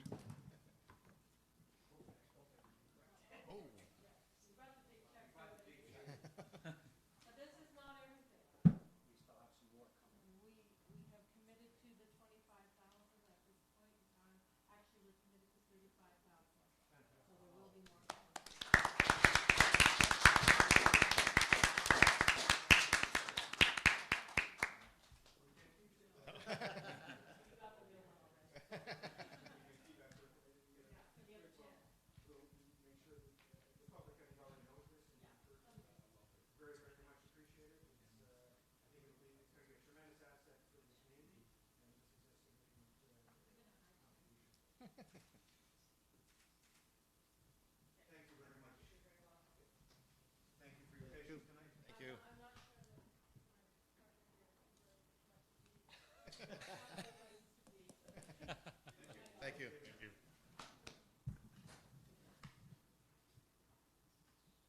So,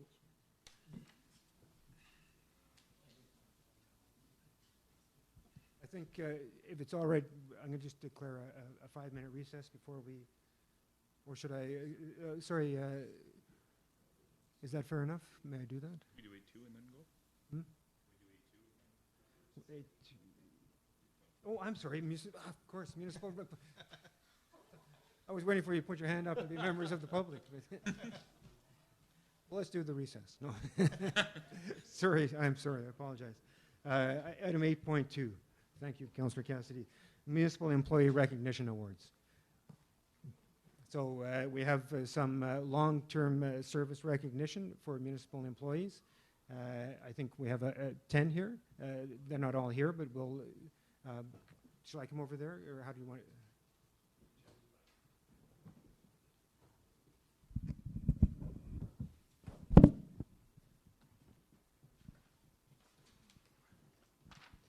So we have, and I see a few here, staff recognition.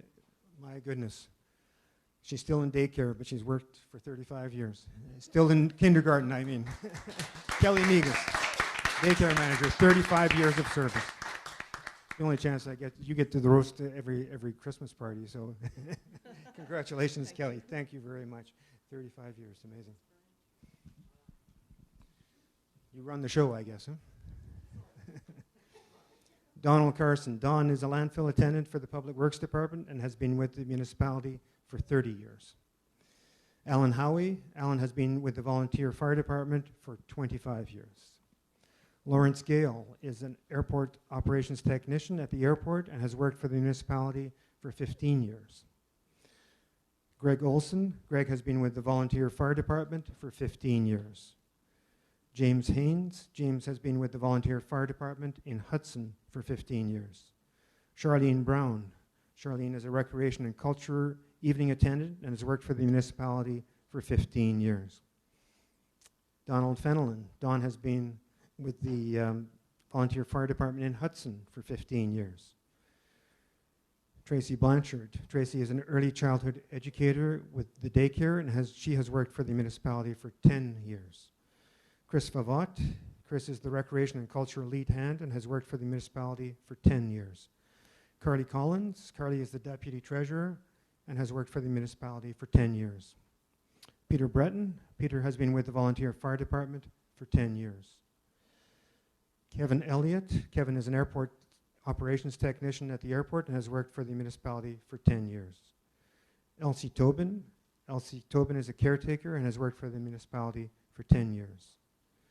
Adam Boissonneau. Adam is a teacher 3 with the daycare and has worked for the municipality for 10 years. And Terry Baker. Terry has been with the Volunteer Fire Department for 10 years. Congratulations, Terry.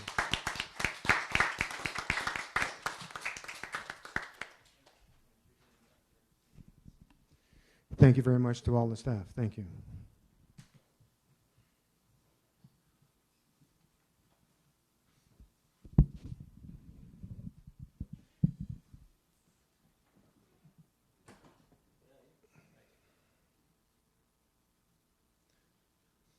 Two-minute recess. Thank you.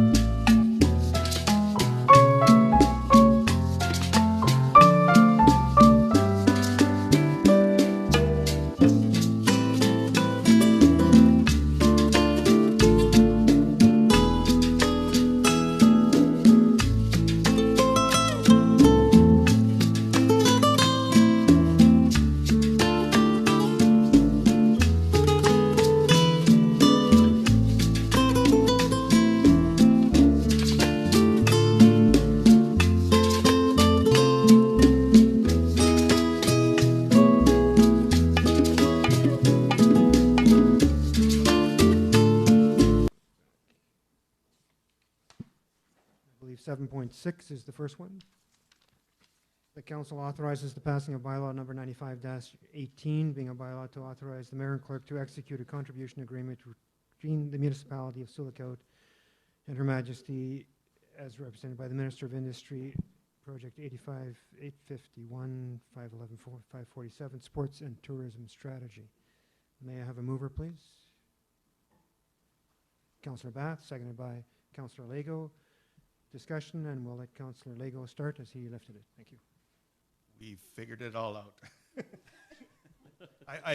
The thing I was questioning was the 70, in the report, it says 7,500, and then in another spot in the report, it said 15,000. So I just wanted to clarify that it is the 15,000 for, there's two of them. There's two, yeah, there's one Yes. NOHFC, one FedNor, and there's 7,500 associated with each, total 15,000 from the municipality. I got my answer. It's that wonderful funding formula of 90-10, 90% others and 10% us. So all in favor? Carried. Item 7.7, cannabis retail outlets. The council supports the retail sales of recreational cannabis in the municipality of Sioux Lookout. May I have a mover? Councillor Southall, seconded by Councillor Lego. Discussion, starting with Councillor Bath. Yeah, I didn't want to discuss whether we're going to support it or not. I fully support it. I just wanted to talk about the bylaw setting buffers a little bit, because it's there's some dates in here that we have to comply with, and I'm just curious if possibly Brian might know, or Michelle might know, the what the dates are when we have to have our bylaws in place, because we don't want to be recognizing retail outlets within a buffer zone that we may set in the future. I guess that's my concern. CAO. Just before I answer that question, one point of clarification. There was a typo under background in the first line. It's actually October 17th that it became legal. I have October 7th in the report.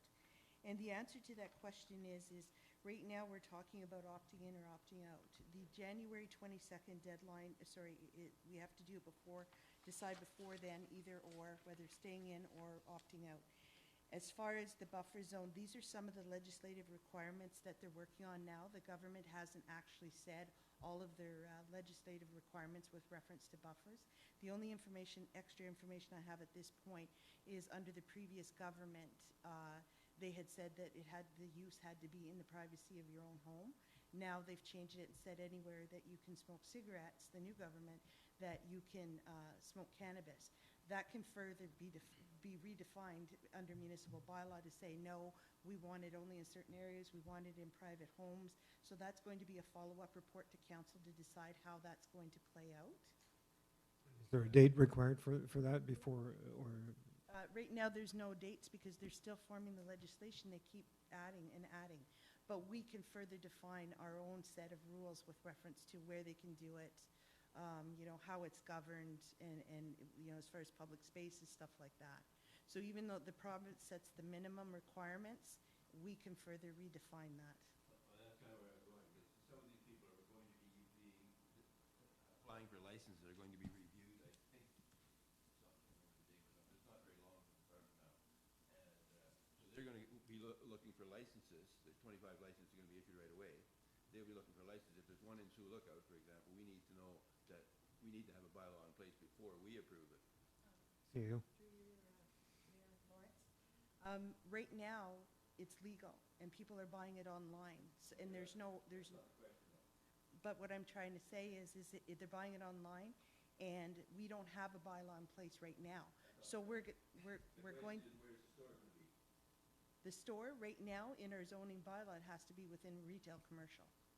Right, but it doesn't specify how far from the school, how far from the playground, how far from the beach. It says 150 meters from the school in this law. Right. We have the option to upgrade that to just a larger businesses, more inclusive, and that's what we need to make sure we don't miss the boat on before somebody starts coming into the store, which they could do as soon as they receive a license and they apply to us. We may not need to have a bylaw in place first, but we need to be working on the bylaw. That's the intent. We're going to bring it forward in January.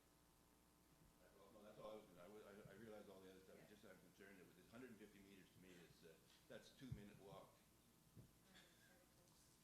The ability to even legislate that further for our own municipality. Right.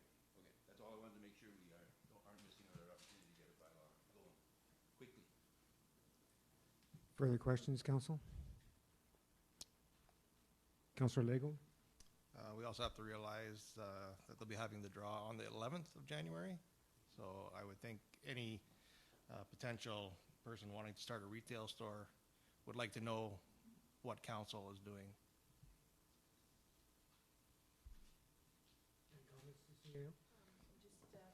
Yes, that's in my report. The province previously said that the applications, they would accept applications in December, but because there's a shortage of online cannabis sales right now that they can't fulfill the need, they decided to change that timeline. So there's a small window of opportunity for people that are in, or proponents that are interested in selling cannabis at a retail store. They have 3 days from January 7th to the 9th to apply online for their licenses, and then the licenses will be determined by lottery on January 11th. And that will only be for 25 licenses across Ontario. There's, AGCO is saying that the licenses will be spread by region, so it won't all be like lottery and you know, they happen to all be in the GTA area, but they haven't said how many they're going to allow within each region. But when you think about it, the province is fairly large, 25 licenses.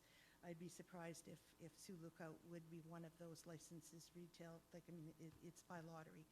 So the chances are nil, or sorry, not nil, very slim compared to the way they had it before, where anybody could apply for the license given they have the proper requirements in place.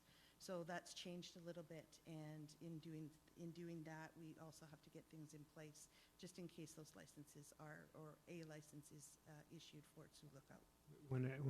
When somebody applies for a license, they're applying for a license in Sioux Lookout and giving their personal details, business details, etc. The licensing authority of the AGCO doesn't include the location within the municipality. That it does, or does it? No, it does not. We define that. Yeah. So when they apply for the license, the location isn't part of the application other than the municipality. They would like, I haven't seen the application, they would likely have to say where they want to put it, but there's also a 14-day window after we get notice that an application has been submitted where the municipality can provide comment as to where they want to hold it. But according to our current zoning bylaw, and we did receive a planning a comment on it from our planners, it indicates in there that it has to be within retail commercial. So that's the only place right now that it could be, unless council decides otherwise. Further comments or questions, council? Councillor Southall? Just a couple. I mean, we do need to be prepared. They only allotted so many beer and wine licenses in grocery stores, and Sioux Lookout's one of them. So, you know, there is a possibility. So, from the time they are allotted the license, what if somebody comes to us and says, okay, I'm doing it and I'm going to do it here? Is there a time frame?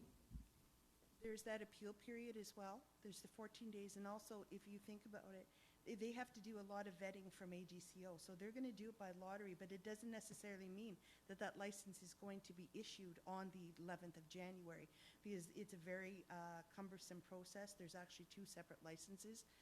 They apply to be able to sell the retail cannabis, and there's also a second license for the in-store to make sure that it's set up properly and it's regulated under their regulation.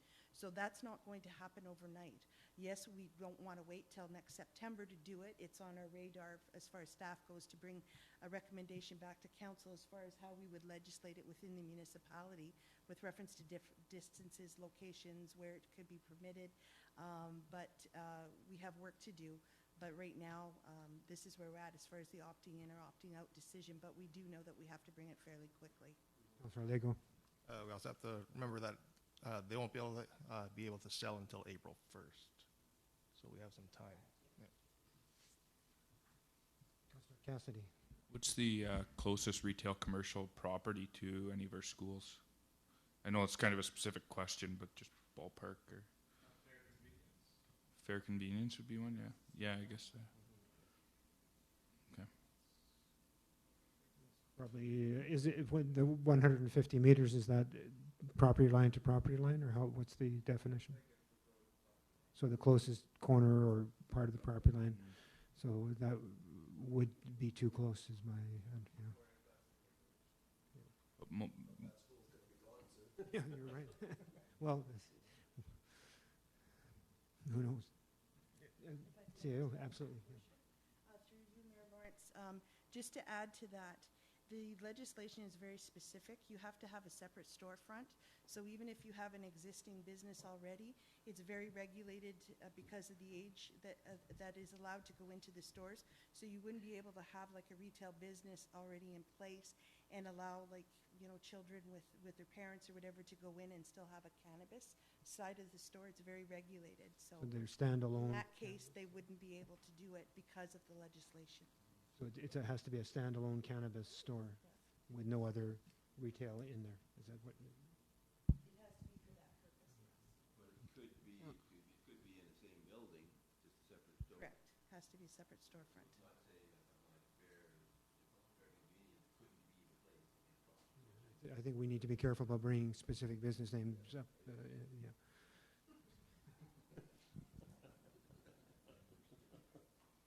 Yeah, exactly. Yeah. So if there's no further questions, are we ready to, we've had a mover and a seconder. So the council supports the retail sales of recreational cannabis in the municipality of Sulacout. All in favor? Carried. Item 7.8, council remuneration for the 2018 to 22 term, bylaw number 86-18. The council authorizes the passing of bylaw number 86-18, being a bylaw to set the remuneration to be paid to members of council and to rescind bylaw 25-14. There are options in this, so we must consider it. May I have a mover, please? Councillor Lego, seconded by Councillor Cassidy. And discussion, this is the clerk's report, is it? Could you address the options, Mr. Clerk? Thank you. Through you, Mayor Lawrence, the options are sort of outlined in the appendix to the report. It's the last item in the report. Option 1, which isn't really an option, it just sort of states what the current situation is. It factors in the annual remuneration for mayor, deputy mayor, and councillor, which are the positions that we currently pay. For 2019, factoring in the CPI increase, which is what we have done in the previous 4 years. And then there's a series of calculations to show what the net pay will be for each of those positions. Option 2 essentially means just as a bit of background, the federal government has changed its rules around taxes for elected officials. It used to be that council could deem 1/3 of their remuneration as expenses incidental to their roles. As of January 1st, that's no longer possible. So as of January 1st, option number 2 comes into effect, and you'll see that without that 1/3 exemption,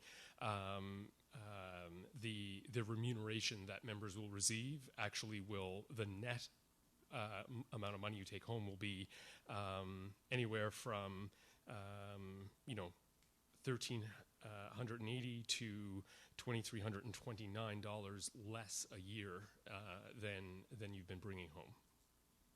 Option 3 involves adding additional remuneration to what council takes home to essentially offset the additional taxes that are going to be lost, so that you'll be taking home the same with option 3 as you would have been if you could have still deemed 1/3 of your expenses exempt. Also, just as a bit of information, I have checked with other municipalities in the region. The city of Kenora and the municipality of Red Lake both went with what is in my report, option 3. The city of Dryden went with what is in my report, option 2. Thank you, and just be on standby. Council discussion. at some point, we're going to have to insert option number into this bylaw. Through you, Mayor Lawrence, what I will do is we'll just pass the bylaw, and whichever option council chooses tonight is what will be reflected in the bylaw. And how will we choose the option, by a motion at the table, or? If you wish, yep. Or you can just tell us. Okay, thank you. Councillor Timpson. It's not a, this is not included as a possibility in here, but it has always struck me as sort of awkward and rather odd that we are paid $150 a day when we go to a conference. And sometimes people don't claim that, and often they do. But it would make more sense to me if we were to take possibly some of that honoraria budget and just add it to the base salary, and then eliminate the honoraria for when we go to conferences, because we're still out some money, even when you increase it this much. So that may be a topic for another discussion. I do agree we should just increase it, but there may be a way of spending actually overall less by just moving some of that honoraria money into the regular salary money. Councillor Cassidy and then Councillor Southall. So the one thing I communicated with Brian a bit too was we are covered $150 for cell phone and internet. So to me, that's just an expense that's reimbursed. That shouldn't be something that's subject to taxes, because it's expenses. So you already pay taxes when you pay your bills.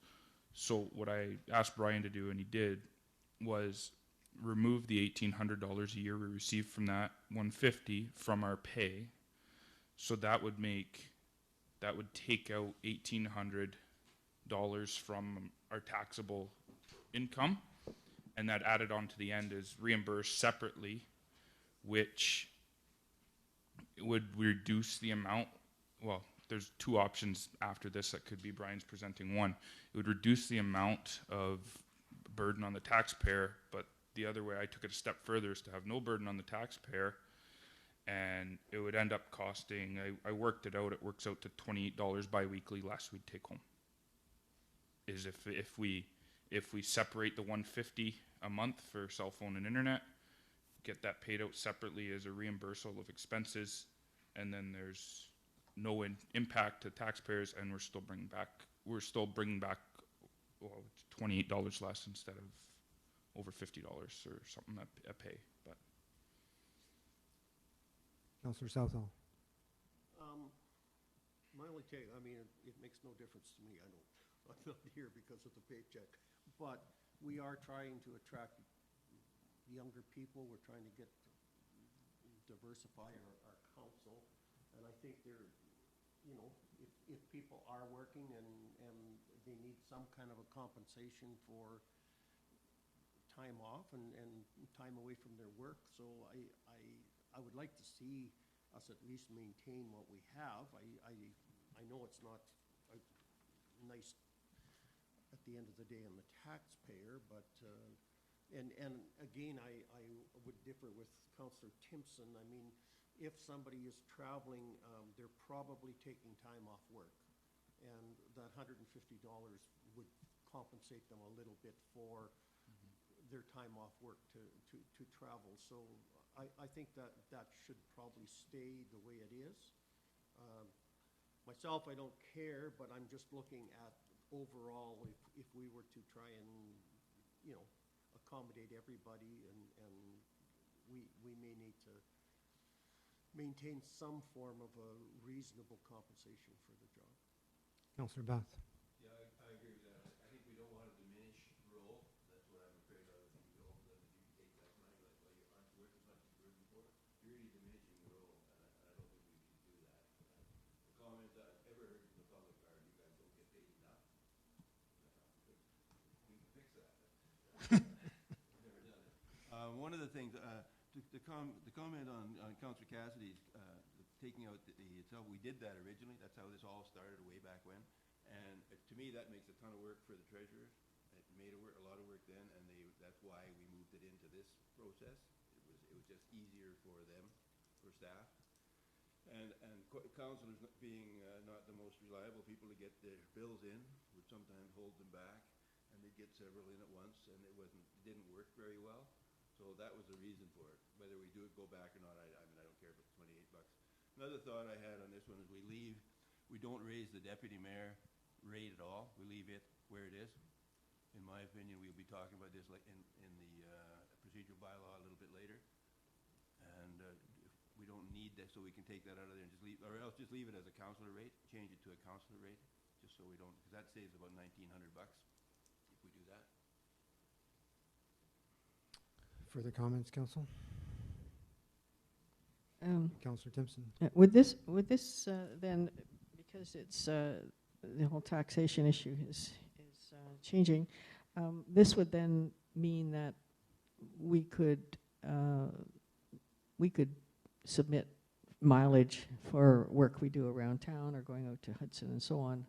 I mean, we used to do that. We used to submit for mileage when we went on longer trips within the municipality, but that stopped because of the tax exemption of that 1/3. I think we had been doing it improperly before when we had the 1/3 tax exemption, but this would then mean we would go back to being able to claim mileage when within the municipality. Councillor Southall. I think we start going there, we're creating a whole can of worms that's going to cost us a huge amount of money for the treasurer and writing separate checks for mileage, and it's the most we travel around here is to Hudson and back. I mean, it's not, I don't know, my take on it. I think for the little bit of extra compensation we're going to get at 50 cents a kilometer, it's not worth all the bookkeeping hassle. Councillor Lego. That's right. I'd like to reiterate what Councillor Cassie was saying, to take that 150 and just pay it out as a lump sum at the end of the year.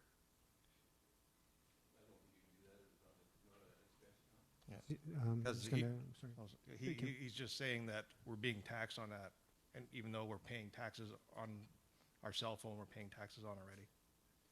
CAO, did you have a... Just a comment of that our clerk and I had a conversation about Councillor Cassidy's comments with reference to the allowance for, you know, the cell phone and internet, because you're using your own cell phone and internet. Technically, those are expenses and they're not remuneration for wages. So I wouldn't have a problem. I would actually suggest that be separated from the salaries, because you're incurring the expense, we're reimbursing you for the expense. It's not salaries. Keep it the same, but separated from the salaries. Correct. Well, I'm not suggesting keep it the same. I'm just saying that should be separated from the salaries. Councillor Southall, Timpson, and then Beth. Can that not just be given to each councillor every month? Like, rather than waiting till the end of the year, just every month, every councillor gets $150 included with your paycheck, but have a separate line? Would that? Is that what you're suggesting, or? Sorry. Through you, Mayor Lawrence. Yes, and it would just require a change in policy, or the creation of a policy to provide for that, because we rescinded them all before when we first reintegrated cell phones and internet compensation back into the remuneration several years ago. So yes, it can be done. We just require a policy for it, which I can bring forward. Councillor Timpson. Well, I think it would make sense to separate it, but I think we could even go higher than 150, because the 150 was based on 10 years ago, I guess. But why not say an extra $50, $200 a month, and that would cover things like events you go to where you have to pay, and you go because you're a council member, mileage and so on, paper you purchase and so on for your computer printing off at home and so on. So I mean, I like the idea of separating it out, but I think we could go higher. Councillor Beth. I guess what I said before, I don't know if we can do that. I sort of asked somebody we can submit expenses without submitting proof of it. I'd be quite sure we couldn't, in fact. Mr. Clerk. Through you, Mayor Lawrence, we have policies that permit that now. Your meal allowance is a set amount. It's provided for in policy. So if you go somewhere, you eat 3 meals at this conference, you get a set amount for that day. You don't have to provide receipts. It's a similar situation.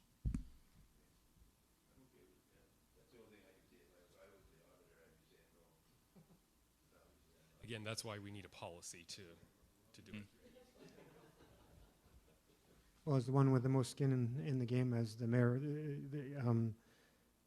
I appreciate the salary I get. I retired, but I had no intention of leaving work. I was going to earn income. This is a small income, and I appreciate it. And I resent the fact that the senior level of government has put this on us. They've basically done a tax grab where if you take 444 municipalities across the province, they're probably, it's millions of dollars that they've suddenly got, and they've hadn't go to the tax. They didn't have to raise taxes. They didn't have to do anything. They just had to pass it on down the line so that it comes to our table. We're the politicians who have to beg the public to give us more money, so to speak. So it puts us in that awkward situation, as they often do. But I'm in favor of option 3. When I travel a fair bit. The $150 is meaningful to me as a per diem. Would I consider not traveling as much? Probably not. I would, but I agree with Councillor Southall. We need to be compensated for the good work that is done and to attract other people to do it. Some people may do it as whether you're retired and you decide, or semi-retired, you decide to do it that way, or as a young person who's taking time off more lucrative work to do things. I think the compensation, option 3, and if what you're suggesting, separate the 150 out. Personally, I have no interest in separating cell phone bills. I've got a joint account with my wife. Council went to this for a reason whenever it was, 5 or 6 years ago. So I'm in favor of keeping that the same unless there's some avenue to separate the 150 out as an expense. Councillor Southall, then Councillor Timpson. Option 4 is basically option 3 and separating 150 out. Okay, that would be what I would prefer. No, in option 4, this, is that what it is? Through you, Mayor Lawrence, yes. So option 4 essentially takes the 150 a month times 12 months. That's where the 1,800 comes from. We remove that from the salary that otherwise would have been looking in the case of, say, for example, a councillor. It would have been 12,775. Removing the 1,800 brings it down to 10,975, and then obviously you pay less taxes. So the additional offsetting amount. Essentially what it boils down to, option 3 costs the taxpayer $7,065 in 2019. Option 4 costs the taxpayer $4,789 in 2019. But the compensation to councillors and mayor is the same between the two. Okay. So, and if you're interested, further to Councillor Bath's comment, should council in January or February amend the procedure bylaw and choose to eliminate the deputy mayor position, that will be a savings of an additional $963 a year in 2019. Councillor Timpson? Well, yeah, I agree with option 4, but I really do think we should think about increasing that $1,800 to $2,000, or rather $200 a month, which would come up to then $2,400 for the year, because there are going to be expenses that we're buying paper out of our own money and cartridges and so on. Councillor Cassidy. I guess for me, the reason I did this and looked into this a little more is I'm trying to find the win-win here. And the win-win being us not lose out what we bring home and not have any implications to the taxpayer. So that's the reason here. And if what Joyce is suggesting, if the expenses go up a little bit, that would come out of the our base salary or Right. our gross salary. Yep. So then there'd be less taxes we'd pay on that as well. And if Exactly. there's policy in place, we don't have to submit receipts. It's less paperwork than it probably was 10 years ago. I'm trying to find the middle ground and make both sides happy and a win-win here. Yeah, no, I meant that it would reduce our monthly stipend. Yep. Councillor Southall? I think we're gonna have to be careful here, but, because we can just turn around and say, well, okay, we're gonna declare a third of our salary as non-taxable for expenses, and we're right back to where we were. And I'm quite sure that if we're audited or Revenue Canada finds out we're gonna be on the hook for it. I think that we've got on the books 150, and we've been doing it for quite a while now, and I don't think that there would be a great big question or that we're changing or trying to I don't care. I mean, do 200, but I'm just saying we need to be careful. We need to be cautious what we're doing. Sorry, the 150, just help me one more time. The 150, separating it out as this 1,800 line item, are you saying that becomes non-taxable or taxable? Or? It would be considered non-taxable because it's essentially reimbursing you for costs associated with you. And I think what you're saying, Councillor Southall, is if you might raise alarms if you change that from 150 to 200. Okay. How old is that 150? How far back does that go? It's 2 terms, a term and a half. Almost a decade. I'm gonna say 6 years. 6 years? Okay. So. Councillor Lego. And then we have to add inflation, cost of living on top of that. Cost of travel, gas pricing. I guess what is the intent of the 150? CAO or I'll let Brian answer. Clerk? We're probably going to say the same. Probably. Through you, Mayor Lawrence, yeah. So that 150 essentially was $100 a month for cell phone, $50 a month for your home internet, or 75 and 75, however you choose to break it up.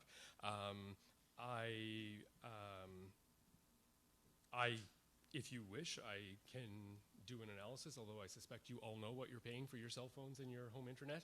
I would be surprised if it's more than $150 a month combined, given the deals and rates, and you have unlimited long distance anywhere in Canada on your cell phone and all that kind of stuff. So, however, if cell phone and internet combined costs are more than $150 a month, then maybe we need to look at that. But if they aren't, then I would recommend keeping it at 150 because that was the purpose.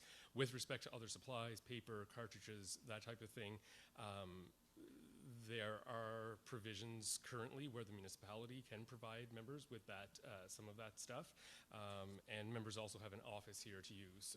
So some of those things are available and are already provided by the municipality. Councillor Timpson? So we could submit a claim for cartridges, paper, whatever. Through you, Mayor Lawrence, no, you would let us know that you need paper and we would give you paper. Cartridges they're very expensive. Yeah, so again, I guess I would encourage you to print at the office, but. Okay. All right. So I'm going to, we have a mover and a seconder for this. I guess what I'm going to, council, can I get consensus on option 4 or not? Consensus on option 4?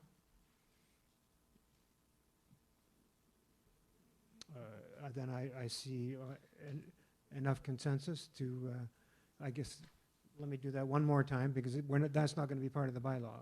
It's just direction to staff. Do we have consensus to direct staff to implement option 4? All in favor?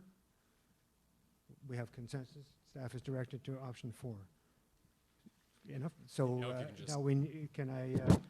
I'll call the motion to adopt the bylaws, which is item 7.8. We've had a mover and a seconder that remuneration be paid to members of council, rescind the previous bylaw, implement this one with option 4. All in favor? Carried.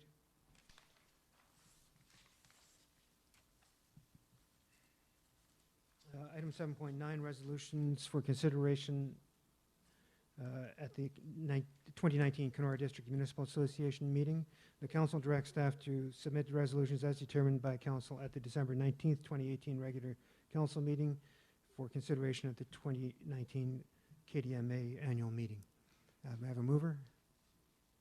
Councillor Southall, seconded by Councillor Bath. And the reason I lifted it was because I thought that the NAFTA resolution was now out of date and meaningless. So I'd like to just have that removed from the resolution list. And there's no further discussion. Yeah, Councillor Timpson?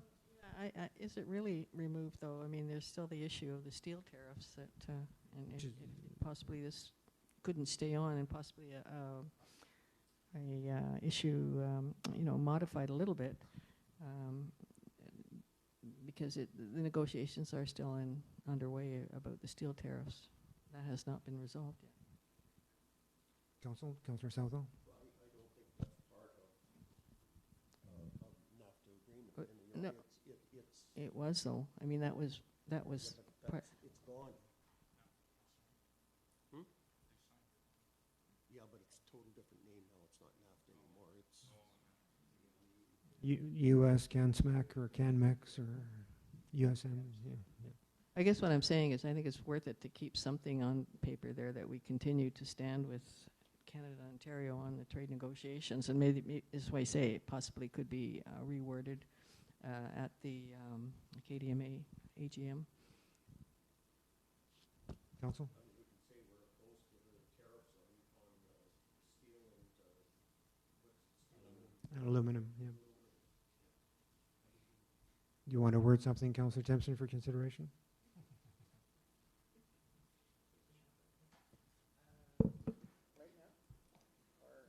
Yep, this is the time I think we have to pass this, to get it to KDMA. Yeah. I often ask the clerk for help, but Can we though? These are resolutions that we passed, and this was an AMO support resolution, wasn't it? this is a resolution that we're taking to the KDMA meeting to see if it has Okay. support from the Kenora District Municipal Association to go to the next level, which would be NOMA, which would Okay. then go to AMO. Well, that particular one, that could be presented, or I can't think of it right now, how to reword I it. think at the KDMA, they do take resolutions on the floor. Yeah, so, I'd be You're- happy to work on one okay, and to take, present it on the floor. yep, but I'd like to see the NAFTA one removed from this before it goes to KDMA. Fair enough? Council okay with that? So is that just a direction to staff? Is that fair, or how do you want to do that? Direction to staff? All in favor? Carried?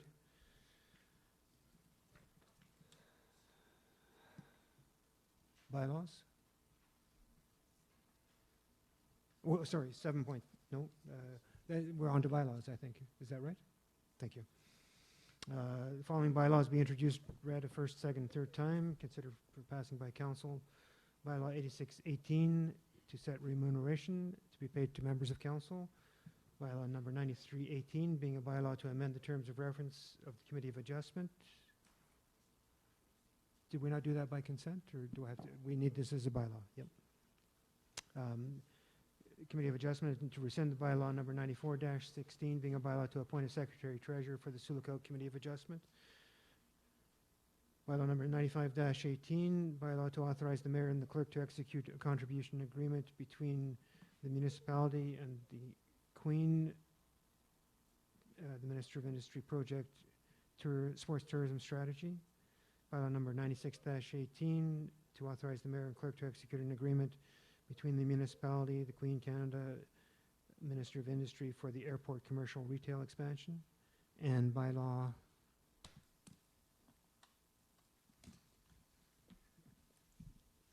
it's coming.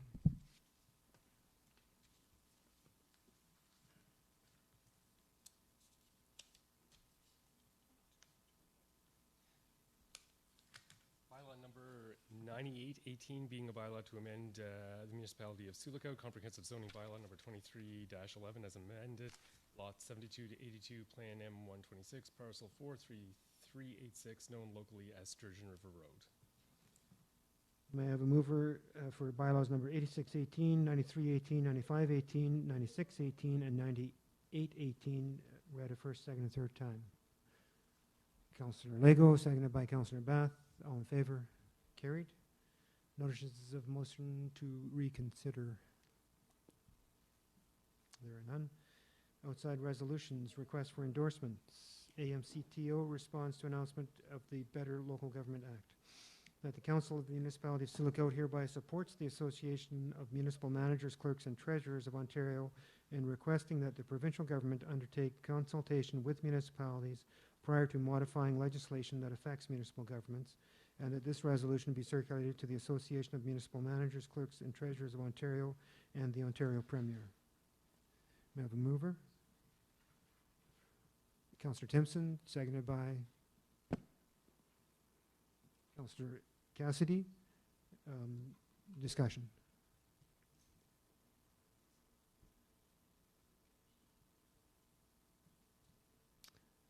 All in favor?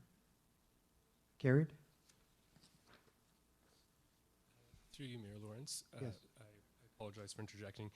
Because this is the last outside resolution that this council will pass in 2018, I just wanted to ask if you want this one brought forward to KDMA as well.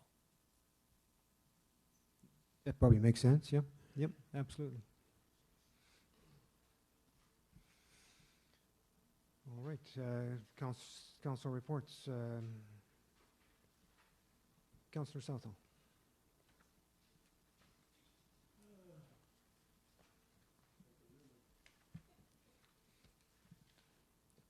We're only asking you to go back to I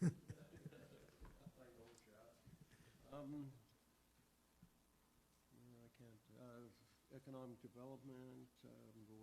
We did have a meeting. Kind of a finale to a four-year term. Was good. I don't know. I'm drawing a blank here. Very good. It's that time of year. Councillor Timpson.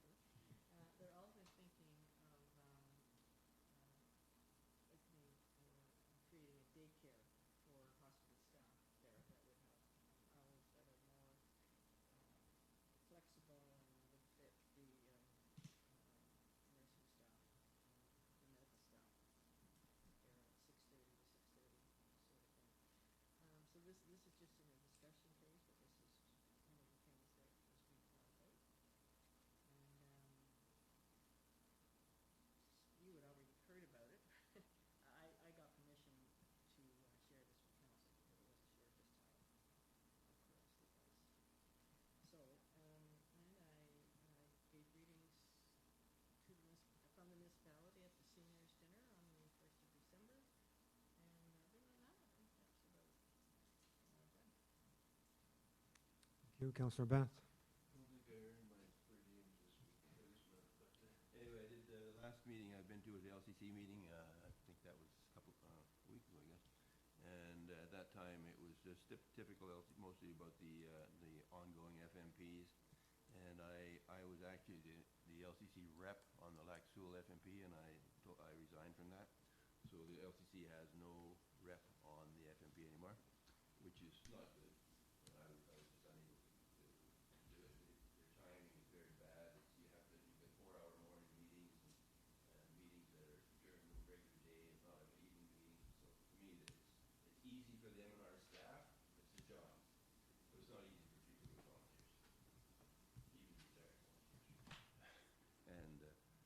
we've had a few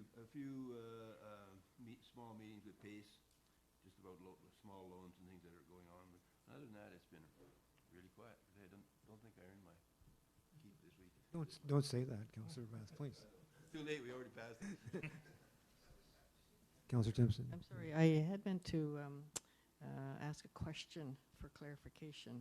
On your report or on an item? No, on just Maybe- it's also questions and comments. I just wanted clarification about when the operational budget would be discussed department by department. I wasn't clear after the last. I think, Councillor, why don't you ask that ask the CAO after the meeting. We'll move on to the councillor reports now. Councillor Bath, were you finished? You were done? Councillor Cassidy. Yeah, I got sworn in,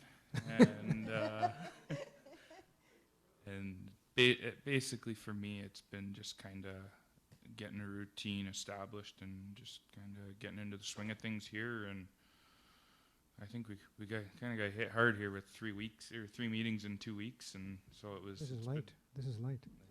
Wait till January comes. It was no, it was good just getting a routine and getting caught up on that stuff. So that's pretty much been my few days as a sworn-in member of council. So. Understood. Councillor Lego. I quite enjoy this process. I enjoy the really dry reading. Seriously, I do.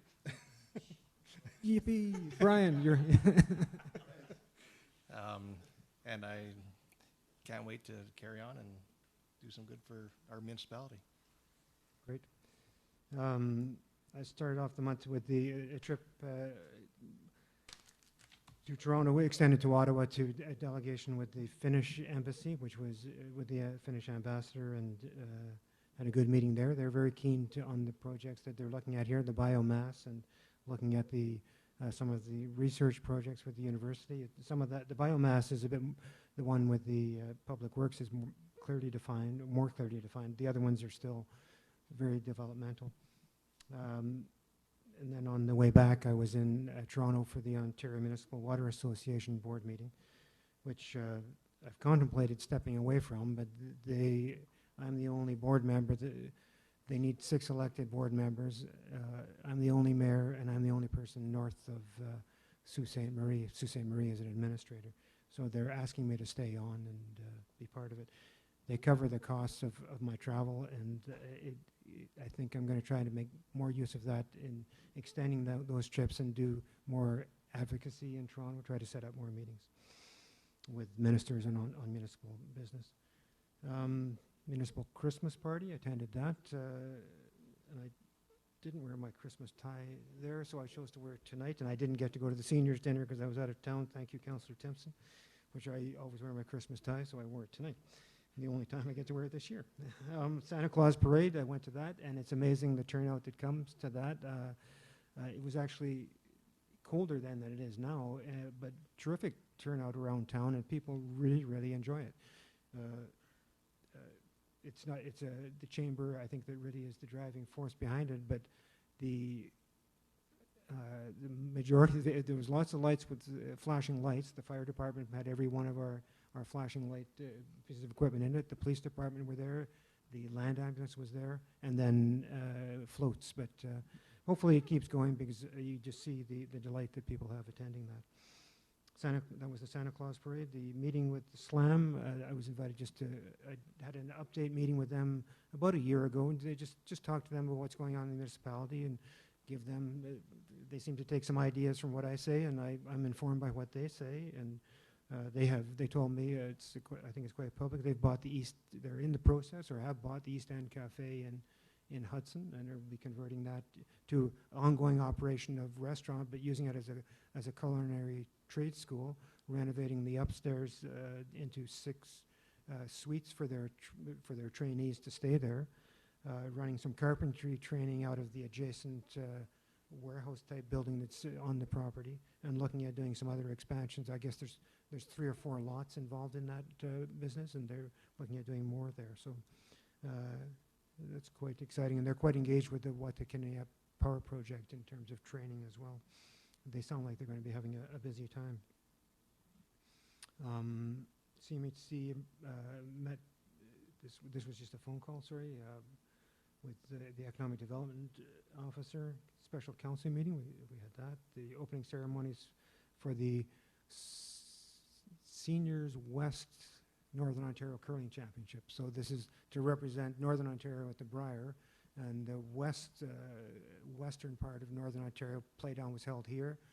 4 teams from Thunder Bay, 1 from Keewatin and Sioux Lookout. 3 teams to advance, and I never did find out whether Sioux Lookout advanced or not. I know they lost their first game. Al Hackner was here, and he apparently taught them something about curling. But,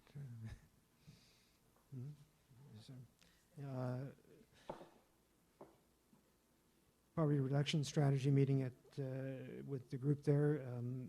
9 people there. It's more an advisory group. I go to sort of lend support. Councillor Timpson's more involved in the details of that than I am, but it seemed to be going all right with the various strategies they're doing.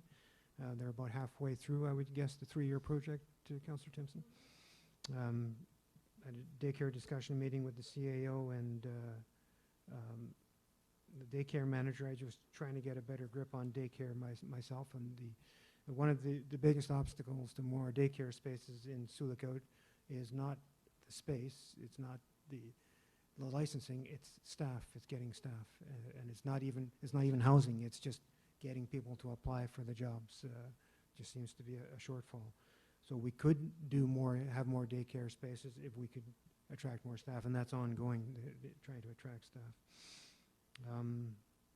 At a lunch with Bob Knowlton, Henry Wall, just a casual lunch. Cold weather committee meeting, the OPP are putting, this is in light of our emergency shelter is underfunded, under-resourced, and it's the cold weather. The police coordinated this, and the concerns about people outside in the cold with nowhere to go during the day, where they're gathering, what they're doing, etc. So it's a very informal committee at this point, but one of the actions I took away from it was to write letters to about a list of 15 different agencies and people to say, get on board the committee, we'll be calling on you. We're looking to set up something, an interim plan, trying to look for an interim facility, warm-up place, something, until we can get a fully funded, fully resourced emergency shelter more in the area, the downtown area, say the more central to where people are gathering, a gathering place.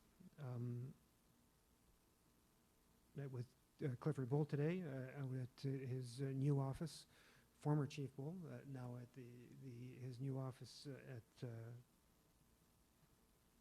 Blue Heron Drive, and he's still his appointment or not. He's in discussion with the province about becoming an Indigenous relations advisor to to the Premier's office, to the Minister of Indigenous Relations.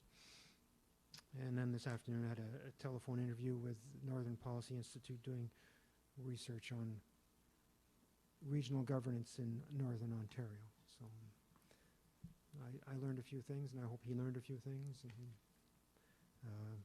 there you have it. I guess the next item is a motion to move into closed session to discuss matters of a general nature. Council moves into closed session at 8:05 p.m. to consider subject matter relating to a proposed or pending acquisition of or disposition of land by the municipality or local board per Municipal Act 2001.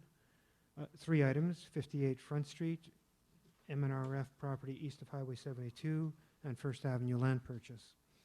And number 2, subject matter relating to personal matters about identifiable individuals, including municipal or local board employees. 1 item, appointments to councils, boards, commissions, and committees membership. May I have a mover? Councillor Southall, seconded by Councillor Cassidy. All in favor? Carried. We'll commence closed session in 3 minutes.